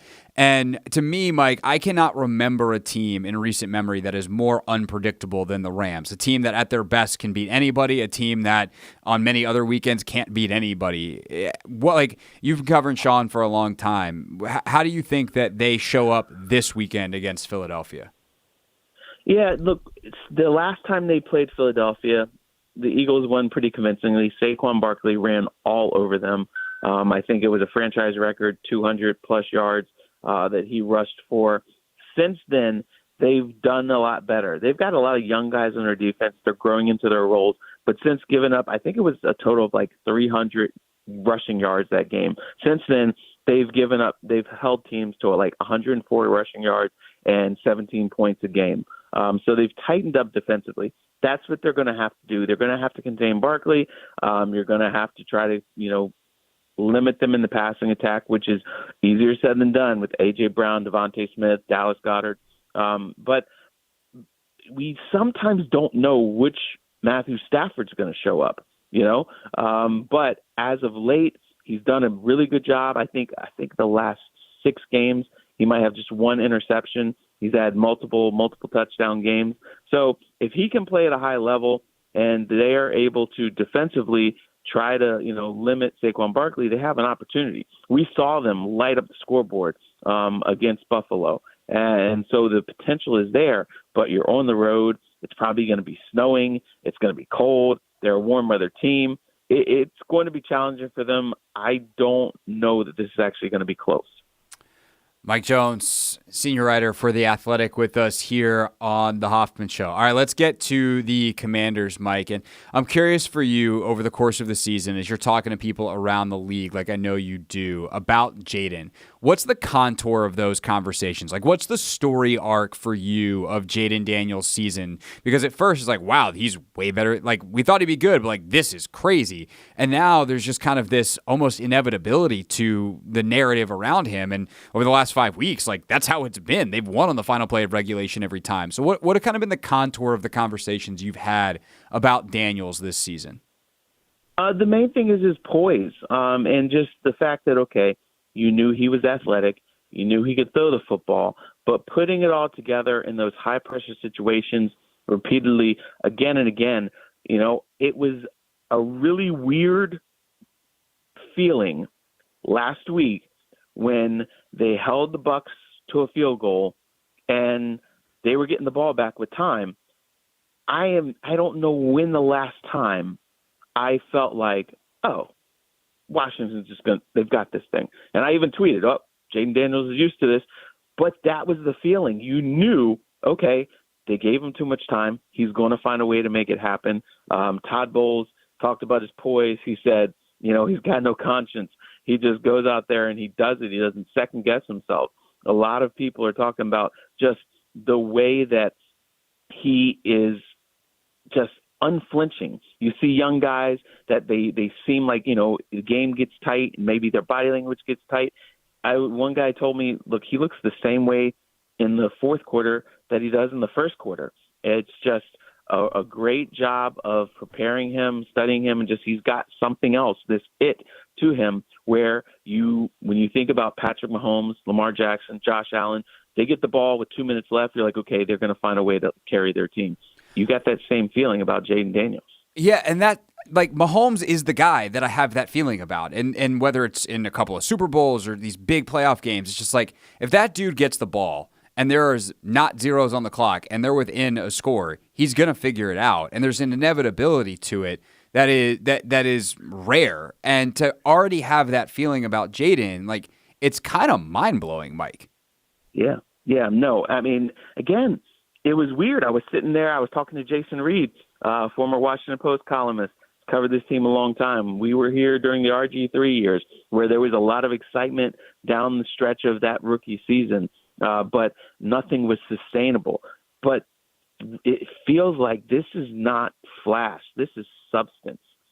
Just the way that this kid has continued to get better, the hunger that he's displayed, pulling coaches into the film room, picking their brains, and he's got an anticipation. He's seeing openings come open before they're there, and he's delivering the ball on time, which doesn't normally happen with young guys. So those are the things that defensive coaches, when they're studying, they're seeing this, and it's a challenge for them to figure out how to stop a guy who's got that sixth sense there. You try to put some pressure on him, and, the Bucs had what they wanted. They had the defender running right at him. Jaden was fast enough, elusive enough that he got away, got the third down run for the first down, set them up to lock the game up. And he just finds a way, whether it's his arms or legs, gets it done. There's so many moments from this year that when they put together the Jaden, maybe even career highlight reel, nevertheless the rookie highlight reel, that are just so vivid in my mind. Obviously, the first one against Cincinnati, week 3, the touchdown to Terry, the Hail Mary, the Kalijah Kancey holding the towel with his hands on his head, just like, I cannot believe that guy got away from me. Might be my favorite of all of them from a pure comedy standpoint. That's easy for me to say. I'm not Kalijah Kancey. Mike Jones with us here for another minute or two on the Hoffman Show. The other part that you mentioned within that answer, Mike, that I think is interesting specific to this game is Jaden's ability to not turn the football over. He only had 12 turnover-worthy throws through PFF or per PFF all season, which was fairly low in terms of regular starters. And there's plenty of guys that were regular starters for like half the season. Good quarterbacks like Dak Prescott, who had 16 this season, just for context for folks. But the Lions turned teams over, or offenses over at a very high rate. Do you think Jaden can continue to avoid the turnover bug against this Aaron Glenn defense? I mean, he's got to get some really good defenses, and he's managed to take care of the football, so I don't see why he should turn into a pumpkin like Sam Darnold. I guess anything can happen. By the way, when you do the old sort on PFF for turnover-worthy throws and you want the high numbers at the top, Sam Darnold is your number one, so perhaps we should have seen that one coming. Right. Yeah, but, this is who he is. He's smart. He takes care of the football. He makes good decisions. It's not like he's playing out of his mind for, a 3-game stretch. This is just what he's been throughout the whole season. Now, can anything happen? Yes, but he does a good job, I think, because he's such a great runner, that he doesn't force things. He understands how to take what the defense gives to him rather than, oh, man, okay, I got to fit this in this window here, because he's got an extra weapon in his legs. That's a great point. And by the way, the guy who amongst regular starters has the least would be Lamar Jackson, who somehow just had 8 turnover-worthy throws all season. All right, last question for you, Mike. Instead of a straight-up prediction, one of the big topics on the show this week has been the pace of play of this game. Like, if this is a track meet, if this is a shootout, does that favor one side or the other? Does Washington have a better chance of winning if this game hits the over or the under? Oh, man, the thing that worries me about them is their secondary. And, I mean, you saw how Mike Evans was feasting on Marshawn Lattimore. Now, they did make adjustments in the second half and were able to take him away there. So Washington can score with the best of them. But I don't think that you want this being a lighted up game, because that means that your secondary is giving up lots of big plays. Now, I feel like if they can keep it close, then, and you get the ball in Jaden's hands towards the end of the game, then okay. But I don't know that I think you want balance.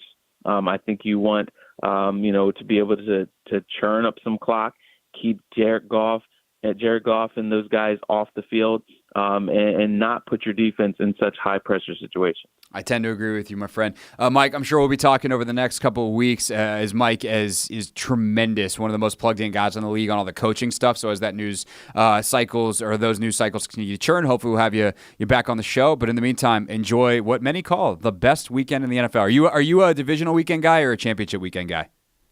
I'm a divisional weekend guy. Yeah. I mean, it's all great, but because you have the double multiple games. Yes, exactly. That's what's great. Well, enjoy your favorite football of the weekend of the year then. All right, man. Thank you. That's Mike Jones with us here on the Hoffman Show. Again, read all his stuff on the games and the coaching cycle in The Athletic. We get back a couple more loose thoughts. I was just texting with Logan in one of the commercial breaks, who you'll hear from at 6:30, by the way. And I was like, dude, I feel like I've been talking about this game all week, and there's still 1,000 things that I haven't touched on yet. So I've got so many loose ends that we're going to try to tie before the end of this show. A bunch of them will happen, 6 of them, in fact, in the Pick 6 at 6 at the top of the hour. But I got a couple more that we'll hit next here on the Team 980.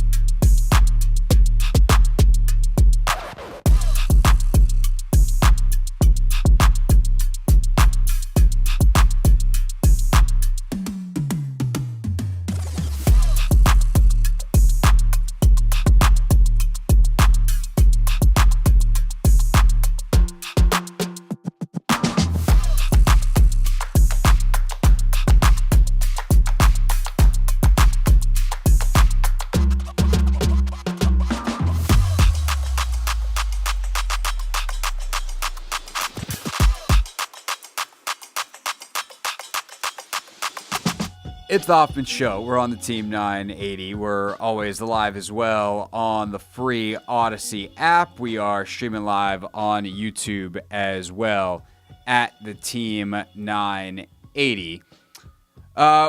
Maybe squeak in a few calls here, 301-230-0980. Then I also have another thought that I want to get off my chest. And if I don't get it off now, I think it'll fit somewhere in the pick six at 6. So let's go to Marcus in Brandywine, who wants to follow up on something that we just talked about with Mike Jones and kind of been talking about all show and all week long. Marcus, what are your thoughts on how this game, like the game script, if you will, and how it'll best play out for the Commanders? What's going on, Hoffy? So I'm thinking, right, and it's kind of a double-edged sword, so buckle up here with me. I've been preaching kind of all week, just that, our defense, if we can get a couple of stops, just 2 or 3 stops, that'll probably be the difference in this game. And I'm saying that now because just kind of thinking about the wins and the losses this season, with maybe the exception of that Pittsburgh game, we really, like, our losses were they were how can I put it? Like, the teams beat us in fairly favorable fashion. So I feel more confident in the close game. Now, if we do lose to the Lions, and this is a huge if, I don't see us losing by a field goal or 2 or 3 points. Like, if we really lose this game, I really, really feel like the Lions, it's more than just a one-possession game. And that comes down to those 2 or 3 stops that the defense needs to get. If you give up those big plays or you give up those touchdowns and the game kind of gets away from you, not that I don't have faith in Jaden. There's only 60 minutes in the game. He can only do so much within that time frame. So I feel like if this is a loss, this will be a pretty big loss as opposed to like a 3-point loss or even a one-possession loss.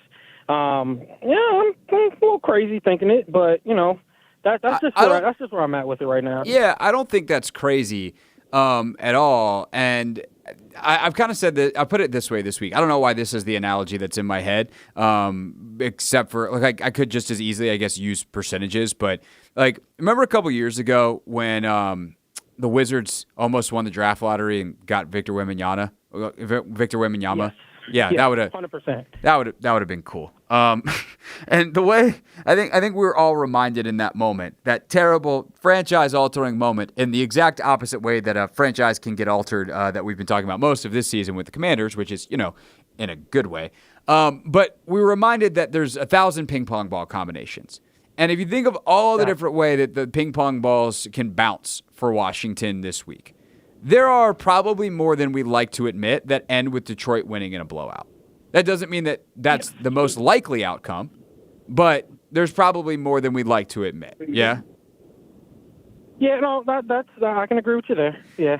But there's also a fairly significant group that ends in a Detroit 6-point win. And preview of my pick an hour from now. That's around where I think I'm probably going to wind up, unless I can convince myself in the next hour to change it. But somewhere in that range. There's some that are Washington winning a close game, and then there's the 12th team in the lottery that has a 1% chance of winning, of Washington winning this in a blowout. And that's Jared Goff throws 5 interceptions, and unlike Houston, who still somehow lost to the Lions when they got 5 interceptions, that Washington returns 2 for pick sixes, and they score off the other ones, and it's just a nightmare day that hasn't happened in 2 years for the Lions. The Commanders could win in a blowout that way. Just unlikely. So it's so many different options. And to that point, it sounds weird. I sent you a DM. My name on Instagram. My name is Marky Mark. I want you to read it, but I don't want you to say anything about it. I'm going to call back next week, and then we can discuss it a little bit more after the game. But it's just a weird feeling that I've been having. Just because you brought up that last point. I wasn't going to say anything until next week, but because you brought up that last point about that small percentage. I did send you a message, so I want you to check it out, and then we'll talk about it next week. Look at Marcus is sliding into my DMs on the radio. Hey, I'll take what I can get. It sounds weird, man, but I was like, you know what? Let me just say it I hear now. you. No, I'll check it out, Marcus. And folks, if you want to follow me on Instagram, you can at Hoffman.sports. Marcus, appreciate you, man. Thanks for calling in here on the Team 980. No worries, man. Appreciate it. So yeah, I mean, I think to me, like the more I've thought about it, there's some funky stuff that I think there are ways Washington can manipulate this game. And as I stare down at my notes here, like some of these things we're going to touch on in the pick six, because I guess the way I would set it up is this. There's some things that a lot of other teams consider to be kind of gadgets. Things like how they use certain formations or personnel groupings or whatever that are gadgets for them. No huddle is a big one, right? That's a huge, huge, huge deal in this game. But it's not a gadget for Washington. So I think if you're Dan, what you might do this week, and this would have happened on Monday, right? This is not something that you're delivering to the team as like a mindset message going into tonight's team meeting or tomorrow morning's team meeting over breakfast. This is something you would have done on Monday and then Tuesday in the team meeting when the team got back together to say, hey guys, we're going to be the maximalist version of who we are. We're going to go no huddle all the time. Doesn't mean hurry up all the time. We're going to go no huddle all the time, which they almost do anyway. They ran 400 more snaps this year of no huddle than any other team in the NFL. We're going to use some of our personnel packages that we like more than we usually use them. Some things that are maybe side dishes for us on occasion, they're going to be they're going to become more main courses. And there's one big one in particular that I'm going to talk about in the pick six. I'll even bump it up to number 1 in the pick six accordingly. There's just certain things about us that make us unique that we're going to lean into this week because that's what this game demands. And what we've done all year is we've done what it takes to win the game. We're flexible enough within our own identity to do what it takes to win the game. And so we're going to outline some of those things that Washington can lean on through the eyes of our pick six next on The Hoffman Show.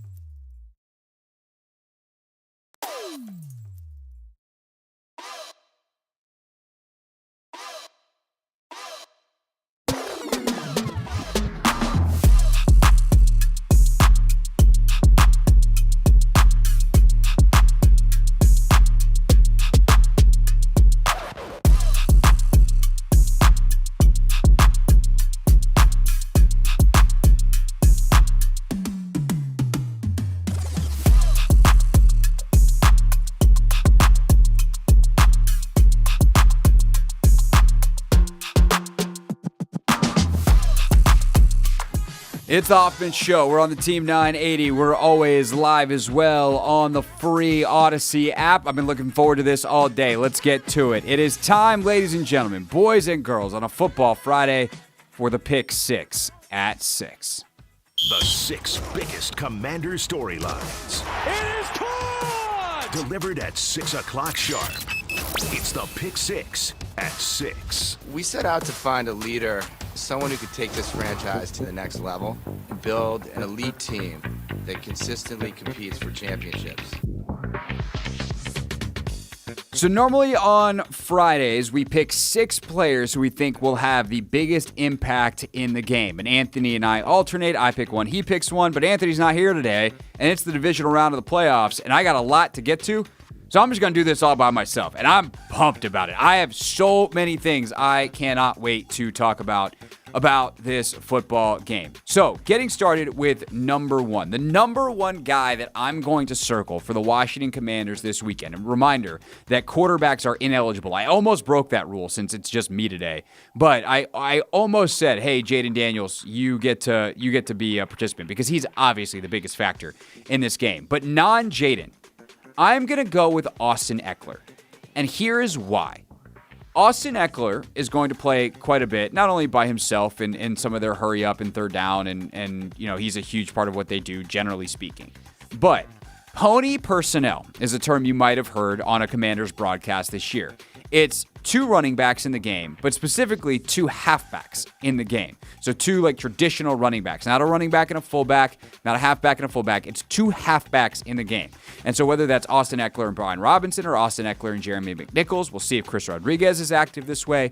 Ekeler's going to be a part of these packages. And the Commanders led the NFL in usage and production out of pony personnel this season. The Commanders were efficient even at the high volume, averaging the 5th most yards per play of any offense with at least 50 plays in pony personnel in a season, not this season, since 2016. The Commanders used pony personnel on 9 plays in the wild card round, their 3rd most in a game this season, gaining 99 yards. Now, that is a pretty big thing. Like, oh, they really leaned into it against the Bucs with Austin being back after he missed all that time with a concussion. By the way, also not returning kicks, which saves him a little bit more, and we'll see if they reverse course on that this weekend, or is Luke McCaffrey still the kick returner? But that fact, the high usage and the high efficacy of pony personnel is magnified by 2 related facts.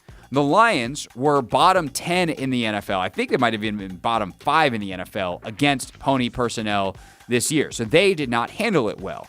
And I'm guessing that part of that is often the Lions were staying in their base defense because they play base defense more than anyone else in the NFL. Per Next Gen stats from NFL Pro, the Lions used base defense on a league high 51.7% of snaps on early downs this season.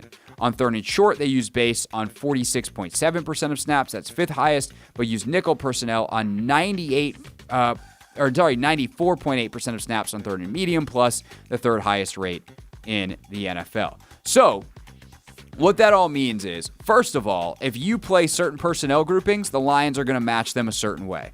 And honestly, they might not even care as much about your personnel groupings. They might just play what they want to based off their own, down and distance markers. Hey, it's 3rd and short, we're going to play base.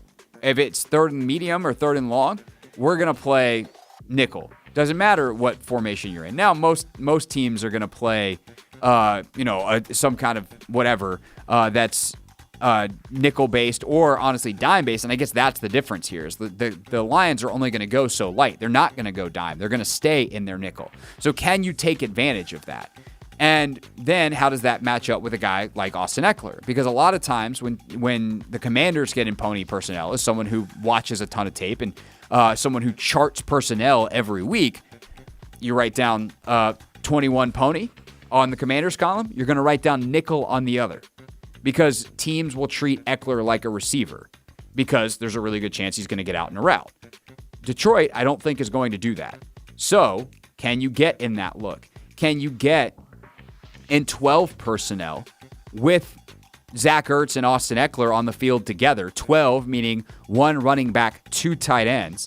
So let's get John Bates in there, or even Ben Sinnott, but John Bates is who's been there all year.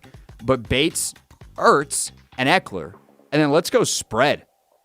Like, let's air it out. Cliff, your air raid roots are calling. Like, this is a really interesting matchup this weekend. So I've got Eckler as number one to watch because of how the Lions treat certain personnel packages and the options that exist for the Commanders. And by the way, one more on that, just for kicks and giggles.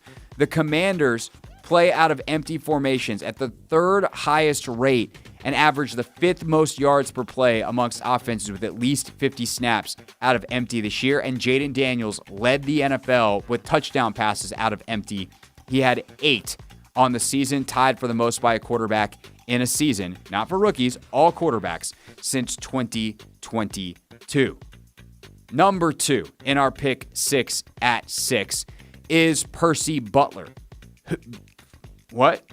A backup safety is your second most important non-Jaden Daniels guy?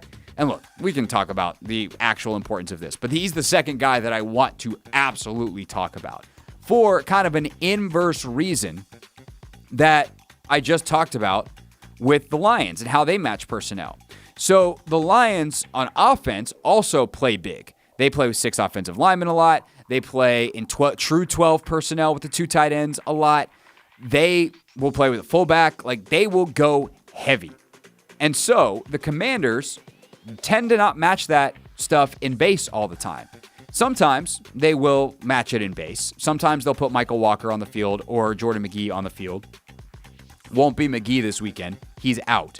But does Walker wind up getting some snaps? Maybe. And I'm sure at times, yeah. And he's a good enough run player that's not a thing that you have to really worry about. It's if they start passing out of some of that stuff where he's on the field and you're like, yikes. So what's the other option? Well, you don't want to go nickel. You don't want to have Noah Igbenogany out there getting blocked by a tight end.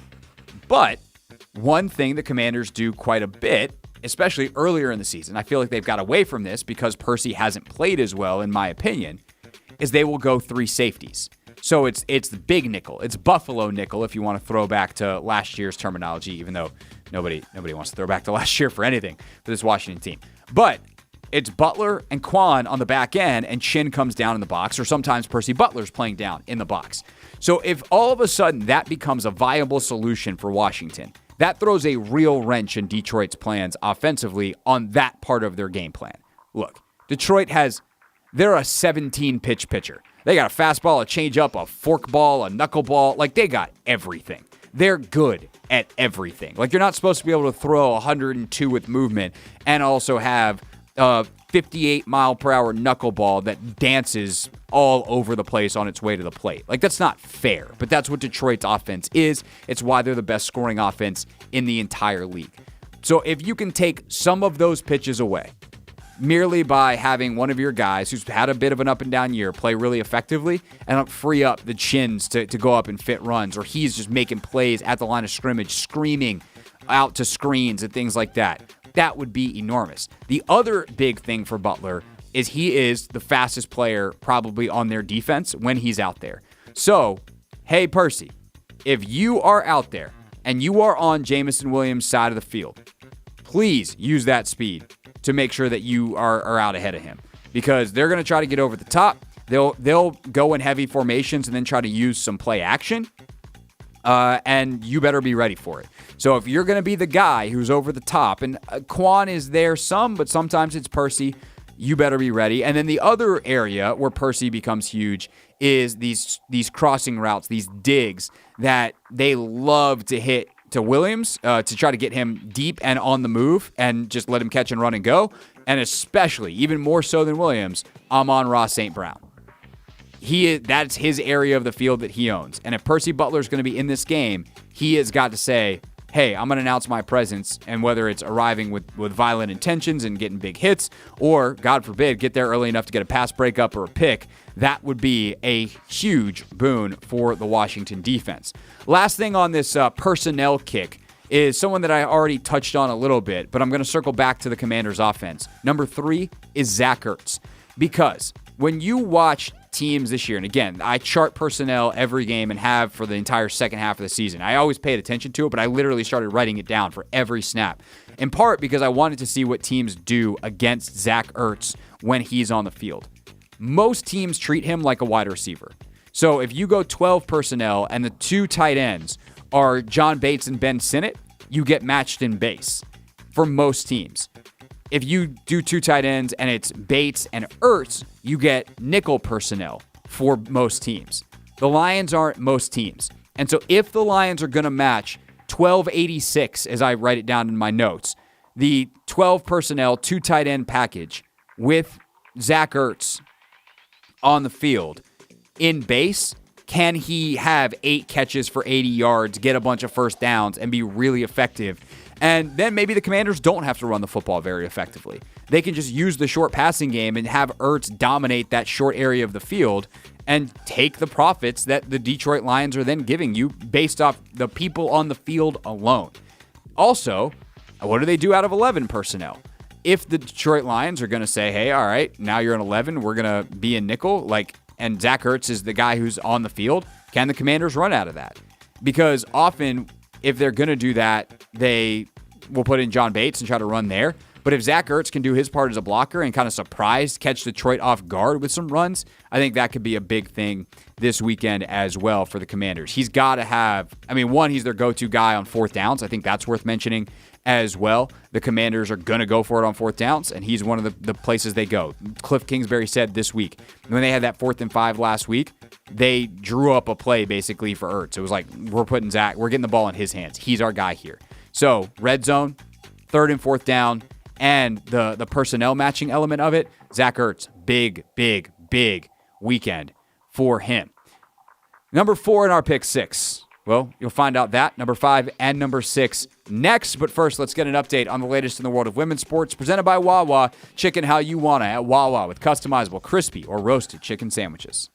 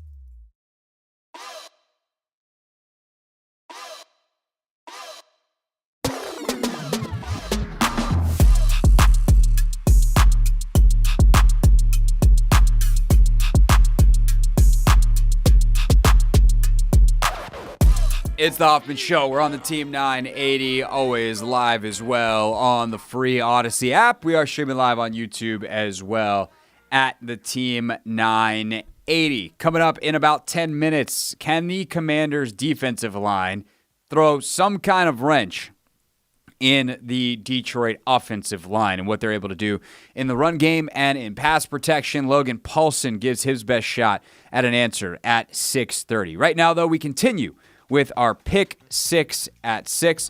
Number 4 in our Pick 6 at 6 is Noah Igbinoghene, who is a name that we probably should have mentioned in this segment more often this year. But he is a guy that has a gargantuan task potentially this weekend, and that is to chase around Amon-Ra St. Brown in the roughly 50% of the snaps that he lines up in the slot. Now, he is prolific, and he is a part of just an insane group of skill players that Detroit has. In fact, St. Brown, Williams, and Gibbs each scored a touchdown in the same game 5 times this season. That's the most by any teammate trio in NFL history. But specifically, when we talk about Amon-Ra St. Brown, he lined up at wide, or out wide, as in not in the slot, on over half of his snaps for the first time in his career this season, a mark more than double than his wide alignment from his 2021 rookie season. He was 51% outside. He caught 67 of 75 targets when aligned wide for 740 yards and 5 touchdowns, resulting in his highest catch rate, or in the highest catch rate by any receiver with at least 25 targets from wide alignment in a season since at least 2016 when they started tracking all of this stuff. So he has moved outside quite a bit.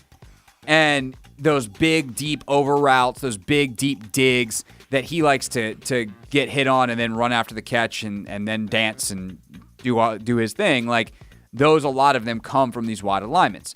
So why is Noah Igbinoghene so important? Because you still have the other 49% of the snaps. And as a run player, where at times St. Brown is not quite as locked into the run game. He's really, really, really excellent as a wide receiver blocker, but he'll occasionally lose focus. Can you go make a play in the run game? Can you cover him when he is on that 49% of snaps in the slot, on third down in key situations with a two-way go and you're in man-to-man coverage all on your own? Like, that is the hardest job, arguably, in all of football. We know, and we've talked about this year, how volatile the corner position is, and in some ways, it's even harder inside. But here's the other part about Amon-Ra St. Brown, and I'm curious how the Commanders handle this situation. St. Brown ran 30 routes this year. That's a little under 2 per game from an in-line alignment, second most amongst receivers, trailing only Puka Nacua. Caught 6 of 7 targets in those 30 routes, 2 touchdowns, scoring both those 2 touchdowns on snaps in the red zone. So when he lines up on the line of scrimmage, basically as a tight end, like he'll line up with his 2-point stance, split like a wide receiver, but like he's in a tight end alignment. How do they treat him then? Is that Noah Igbinoghene's job? Or does Marshawn Lattimore or Mike Sainristil come inside? So it is a gargantuan task to try to deal with him. And by the way, if the Commanders try to blitz, St. Brown has converted 27 first downs against the blitz this season, tied with Mike Evans for the most in the NFL. So on those quick routes, in those big situations, when St. Brown is lined up in the slot, kind of his home, even though he's converted very well to an outside guy, can Noah Igbinoghene prevent the big one? Because there are times this year that Noah's not just giving up, a catch here, a catch there. He'll miss a tackle or he'll be burned bad enough that there's a big one. And that's where this defense absolutely goes to die. And then in the run game, can you be an effective part of the run support when Amon-Ra St. Brown is in front of you, or when Tim Patrick, because that's the other thing. Part of the reason they've been able to do this is Tim Patrick's been really, really good as a third wide receiver for them. So is that a matchup that Washington can win? Igbinoghene's had a very up and down season. This would be one hell of a week for an up game. Number 5 in our pick 6 at 6, Daron Payne. He got hurt last week making a play in the backfield. I would like him to make more plays in the backfield. I would not like to see him hurt. And I think the Daron Payne on the edge conversation, it's pretty clear they want to use him on the edge. They did. They used him on the edge last week. They used him on the edge. They used John Allen on the edge a little bit So is that a way that they can stop the run while still having good pass rush personnel out there? And that then becomes a key question. Can the Commanders, if they use this big personnel, especially if the Lions are using 2 tight ends and some of the stuff they're doing, can they then still get a pass rush against the best offensive line or one of the 2 or 3 best offensive lines in football? Payne got paid in large part because he had an 11-sack season. And his pressure rate hasn't really changed that much over his career. He just finished really well that year. You got to finish. And so inside, when he's rushing, can he get some pressure? And can you hold up against those interior runs when Detroit's going to run the ball from under center straight at you? When you are on the edge, can you, A, hold the edge because Jahmyr Gibbs getting outside is a nightmare, and B, if they decide to pass on you, if they zig, when you're playing for zag, can you make it so that you still have a pass rush?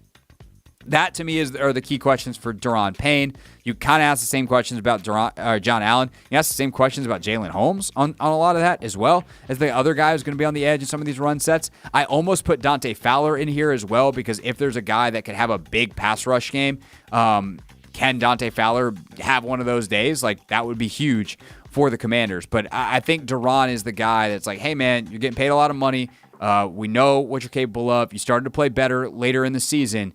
Can you make a couple of disruptive plays? Because even if you give up, say, a chunk play, so you give up a chunk play, it's now the ball at the 40-yard line. You're plus 40. You were at the minus 30. They get a 40-yard gain. You get a tackle, or sorry, a 30-yard gain. You get a tackle. 1st and 10. Daron Payne tackle for loss. Now it's 2nd and 12. Well, now we're back in business. Those plays are going to be the way that Washington can survive defensively in this game. Last but not least, number 6 in our pick 6. Dyami Brown's been in our pick 6 a lot this season for good reason. But even more so since Noah Brown went out, he has become an essential part of this offense. And if the Lions are going to double Terry, which if they play man coverage, they very well might. It's kind of what they did to Justin Jefferson in Week 18. And Sam Darnold left 150 yards and 4 touchdowns on the field. And Justin Jefferson had a touchdown go through his hands. But they ultimately did hold Justin Jefferson to 50 yards on 3 catches. I think it was 3 for 54.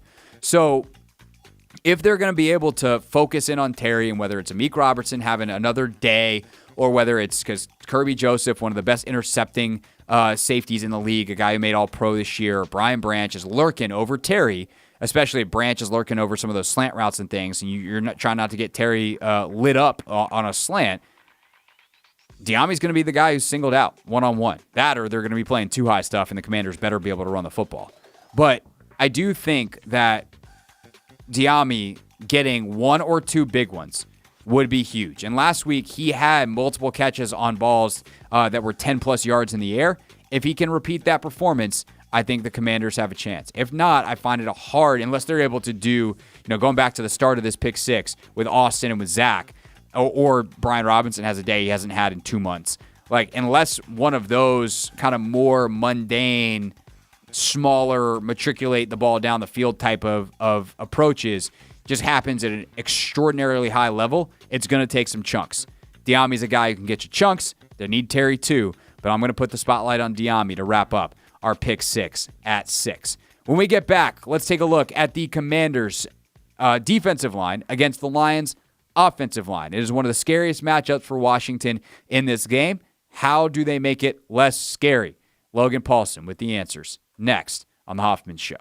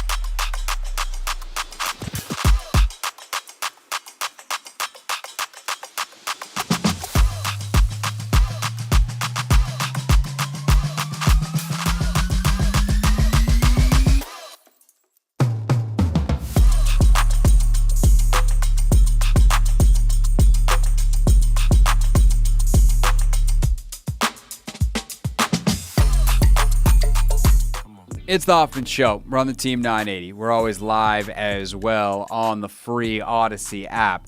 There is really just one thing left to do for this game, which is pick it. I guess kind of, but as I said, there's endless amounts of matchups. So I could, if we wanted to, just let's take the show like basically until we start our live coverage at 10 a.m. tomorrow, and I can find stuff to talk about with this game. It's wild. One of those things that we're going to talk about in a moment is the Commanders' defensive line versus the Lions' offensive line, which is, I think if you ask Commanders fans, perhaps the matchup they are rightfully most scared about, and you'll hear Logan Paulsen's thoughts on that in about 60 seconds. But we are going to pick it coming up at the end of the show, and I do want to tell you our coverage does start early. Earlier in the week in the rundown. Max, have you been looking at the schedule all week? Because are you working? You're probably working some of this weekend. I am here tomorrow night, all night. I'll be here 6 p.m. for pregame, and then I'll be here till 2 a.m. for postgame. Whew, that's a shift, my guy. Oh, So earlier in the week, it was like, our pregame coverage is going to start at 3. And next thing you know, it's like it's starting at noon. And then I hear the promo today, it's starting at 10. So we have live local coverage starting at 10 a.m.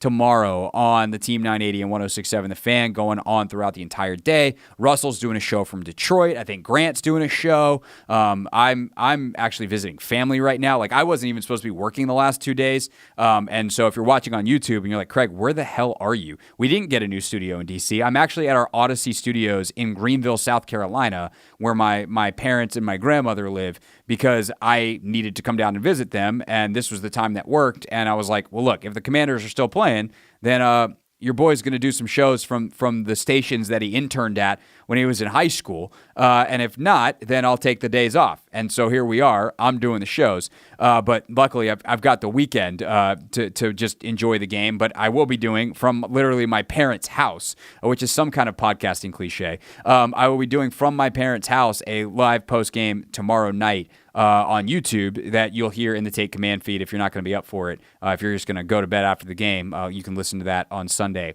at your leisure. But right now, speaking of Take Command, Logan, me, the trenches. Let's get it to wrap up before we leave that pick as the last thing to do here on the Hoffman Show. And then you get to the part where they will also just hit the ever-loving hell out of you. And up front, they are nasty. Win their run game. They will move you. It's not any more difficult than that. Like, they do have the athleticism to get on the edge, but like, no matter where it is, straightforward, we're running duo, we're running inside zone, we're running tight zone, we're just getting up, we're hitting you and moving you off the spot. Or, hey, we're pulling Penei Sewell and now you have Big 58 running at you full speed. Like, that is the most devastating offensive line puller in the league since prime Trent Williams. Like, it is just a different level of capabilities. And I think you not only see that on the run game, but you see that sometimes on the screen game as well, where they'll run a screen to the right, let Sewell get out there, and he's the only guy in the league that can actually get out there and hit that block, but he can do it every time. And so there's just a devastating nature to their offensive line that we'll see probably most often in the run game. And I think because of the lightness of Washington up front, that becomes a real interesting matchup. And I think it's a shame in a way that we've saved it till this deep in the podcast, because I think this is the thing that a lot of Commanders fans are most worried about. And they should be. No, I'm just kidding. No, like so this is what I'll say. Anyone should be against the Lions. They're the best run team in the league. The backbone of this team is the offensive line. So we just talked about all the playmakers, right? We talked about, this guy's fast and look at, all this stuff. But the pass game works because the offensive line.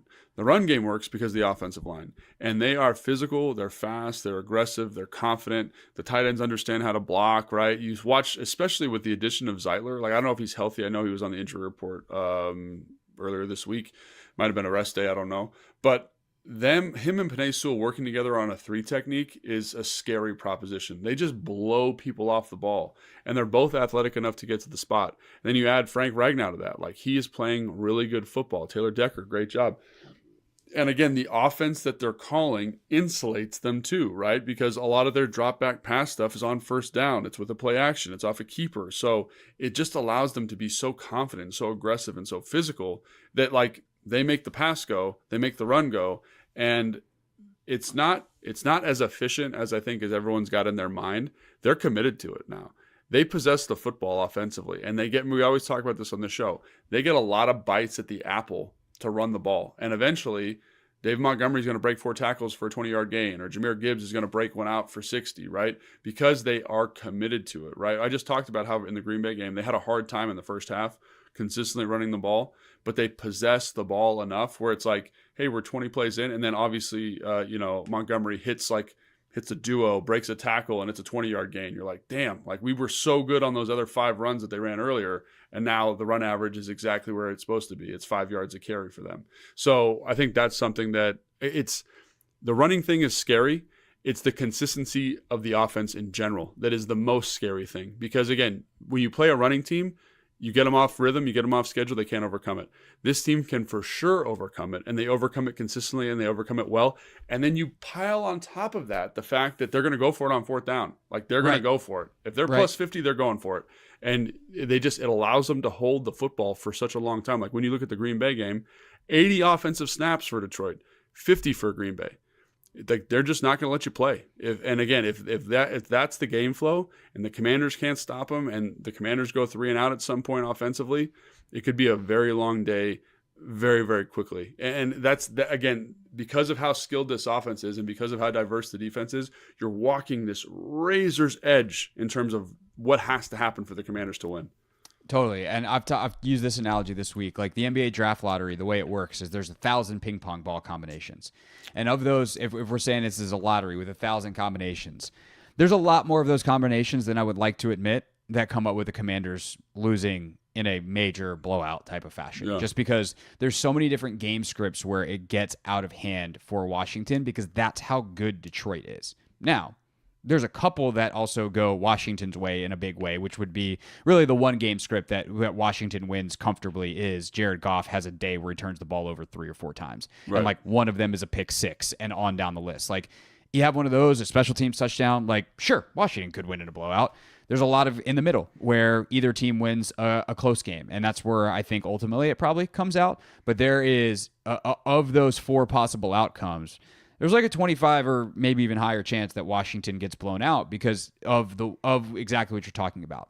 I would say the one like firewall on that is the idea that Jaden Daniels has to drop back 50 times doesn't necessarily scare me. No. And I think for a lot of teams in the league, part of the reason that blowouts can get out of control is because if all of a sudden you have to abandon the run game and rely on your quarterback, there's not enough guys that can do that. Jaden is one of them. And Fortier and I talked about this on the radio on Wednesday, if people want to check that out in the Hoffman Show feed here in a couple of minutes, because I promise an hour in, we're almost done. But if folks want to go check that out, Sam talked about, like, that's a game script that, 50 dropbacks where he's got 40 attempts and 10 rushes. Like, that's not exactly a terrible plan for Cliff Kingsbury and Jaden Daniels on offense. So I do think that is a good firewall that if there are a couple of drives early, that Detroit is able to do whatever they want. And Washington does have a 3 and out. And all of a sudden it's 14-0 at the start of the second quarter. Washington's not out of it in the way that other teams would be out of it, because you can trust Jaden to put together a drive or 2. And if you can just get one stop, one turnover, and that's going to be the other big thing here is, can you take advantage when Goff gives you opportunities, or can you punch the ball out? This is going to be a super physical game. Can you get a turnover? Can you fall on it? Like, these are the questions that are going to decide winning and losing for Washington in an even more heightened way than they always decide winning or losing for Washington. No, I mean that's the narrative. That's what it's got to be. I think the way they played Tampa Bay is exactly how they have to play the Detroit Lions. And this is going to be a little bit different because I think Tampa Bay's defense is probably better. They're better at stopping the run. They're a little bit faster, right? Not that Detroit's a bad defense, like we said before, but they just have more weapons defensively. So, like, I think they'll be able to run the ball a little bit more effectively. I think there'll be some other things they can get to, right? But the second they get a 3 and out on Detroit, you got to go score. You got to hold the ball for a long time, and you got to go score. Like, there's no compromise there. It's like, you got to go for it on 4th down. We got to make it happen, because if you go back and punt, they're for sure going to score. Like, they possess the football. They score touchdowns. They can run the ball. Like, it's just a sleeping giant. And when you look at games where they've had a hard time, Detroit, the offense has possessed the football. They've been hyper aggressive, and they've scored touchdowns instead of field goals. Like, this is a game where it's like, throw all your traditional view of like field goals, take the points. No, We got to score touchdowns. And the second that they turn the ball over or they go 3 and out, we have, as an offense, have to capitalize because you're only going to get a couple. And that's the thing that's going to cause the difference in the swing of the game. And the other thing about this game that's going to be crazy too, potentially, is you might only get 8 possessions. Like, it's going to be a tight game. Because both teams are trying to play like that. Every possession is going to be incredibly critical. And so the second you get a turnover, let's go get that done, because that could be the moment that wins the game for you. And let's see about the kicking game. Obviously, Zane just had that big kick, but their kicker's very, very good. Bates has hit a bunch of big ones this year. If, God forbid, there is a punt in this game, like, how does that go on a coverage standpoint? And can you pin the opposition deep? Special teams, can you get a return? Jamison Crowder getting healthier by the week here. He was upgraded to a full participant in practice yesterday. And the other thing I do wonder on special teams real quick on the way out here, Logan, Eckler gets named second team All-Pro as a kick returner. Luke's still returning kicks. I wonder if they go back to Austin this week, or if Austin is like, hey, I kind of got some PTSD from how I got concussed, which is a very real thing, by the way. I'm not saying that flippantly. Like, he might be like, hey, look, I don't, and I'm not saying like I know that he has this. I'm saying that the idea that could be the thing is something that is very real and a possibility psychologically. So do they just stick with Luke, who's done a really good job, and say Austin's too important to our offense? But that is another weapon that could potentially make its way back. Say, hey, if there's going to be more kick returns in this game, because Detroit's offense is awesome, do we put Austin Eckler back there and see if we can pop one of our own? Because he is, while Luke has been good, Austin's better at it, which is why he was named second team All-Pro.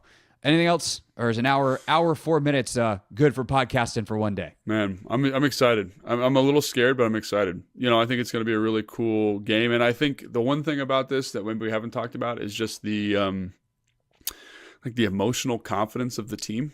Yes. Like, they believe in themselves, and there's something really special about that. And so on paper, we just lined up all the reasons why Detroit, the ping pong ball analogy, I love that. There's a lot of a lot of universes where they win, right? But the belief, the confidence, the brotherhood, the playmaking ability of Jaden Daniels, like, I've never really felt this way as a Commanders analyst or player, where it's like, shoot, we got a shot. Even though this deck is stacked crazy, like, we got a shot. And I think that's a pretty cool thing, and I can't wait to see it, like how they rise to this moment against what I think is maybe the best team in the NFL. So that's something that I'm really curious about in watching this. I am too, and in part because I think the same thing is true on the other side. Like, yes. I think that the team that probably has that the most outside of Washington in the entire league is Detroit. Yeah. And so they were, in many ways, is to bring this full circle, like, they are the model for what Washington is trying to do from kind of a culture standpoint.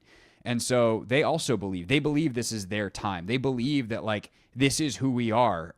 They have a strong identity. And I think in many ways, like, this is a test of Washington to be like, you're going to look yourself in the mirror here. And obviously there's a ton of talent differences in terms of where the talent is dispersed. Washington has the better quarterback in the game. That gives me confidence on the Washington side. Seems like a relevant plot point in a playoff game, who's got the better quarterback. But you're not going to be able to just, like, out-physical this team. You're not going to be able to out-believe the Detroit Lions.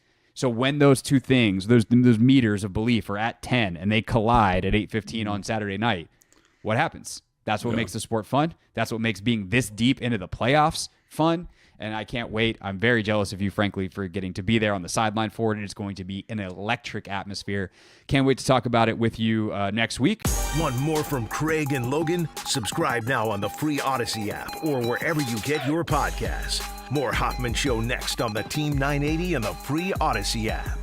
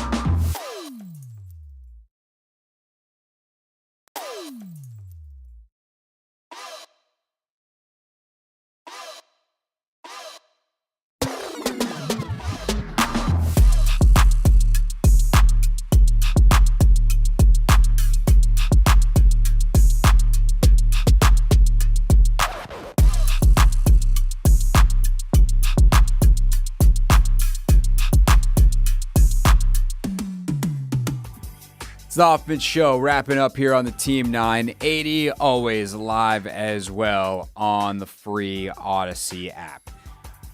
One thing left to do, which is make our picks, which I will try to get Anthony's picks on the record. Obviously, they won't be on the radio show, but I'll make sure that he gets them written down so we can't pull some shenanigans on Monday before we get to the Commanders game. And one other key that I haven't really talked about as much as I would have liked this week. We actually did talk about it quite a bit, I guess, on Take Command, which is where we get into the most depth. So if you want even more preview, we just gave you like the last 10 minutes of the show. The first 50 is pretty darn good. So if you missed any of Take Command, go ahead and check that out in the Take Command podcast feed. But there's one other thing I want to talk about in a second. But for the other games this weekend, for the records, for the picks, I got Kansas City, Philly, Baltimore on the other three games. So Kansas City, who I think wins kind of in a blowout, to be honest. I think the Philly-Rams game could be close and weird and honestly not even that enjoyable, but probably dramatic. And I think Philly will come out ahead. And then I think that Baltimore has enough to get it done. I think it's a lot closer when those two teams played earlier in the season. But I do think Baltimore will have enough and Lamar will make it happen because I think they're actually probably, even though the record is not there, the best team in the NFL. If it's not them, there's a good chance it's the Detroit Lions, which is, yes, that is foreshadowing in a way for my pick. But one of the other things from a matchup standpoint that is worth watching, one thing that really leans in Washington's favor, is Detroit has struggled defensively with no huddle this year. And it doesn't have to be hurry up. And in fact, it shouldn't be hurry up. And Washington, for as much no huddle as they run, limits the amount of hurry up they do because they will just get to the line and kind of put pressure on you to be able to communicate without a huddle. And Detroit has struggled with that this year. They're bottom 5 in the league in success rate and EPA and all these kinds of things that are when teams are able to go no huddle on them. And I don't know exactly why. And some of their game flow situations, like they might have faced it quite a bit. And they might have been giving up. There might have been some prevent situations where some teams are trying to make up points fast. And so are those numbers true or inflated? Maybe. And that's something that I think is probably worth keeping in mind.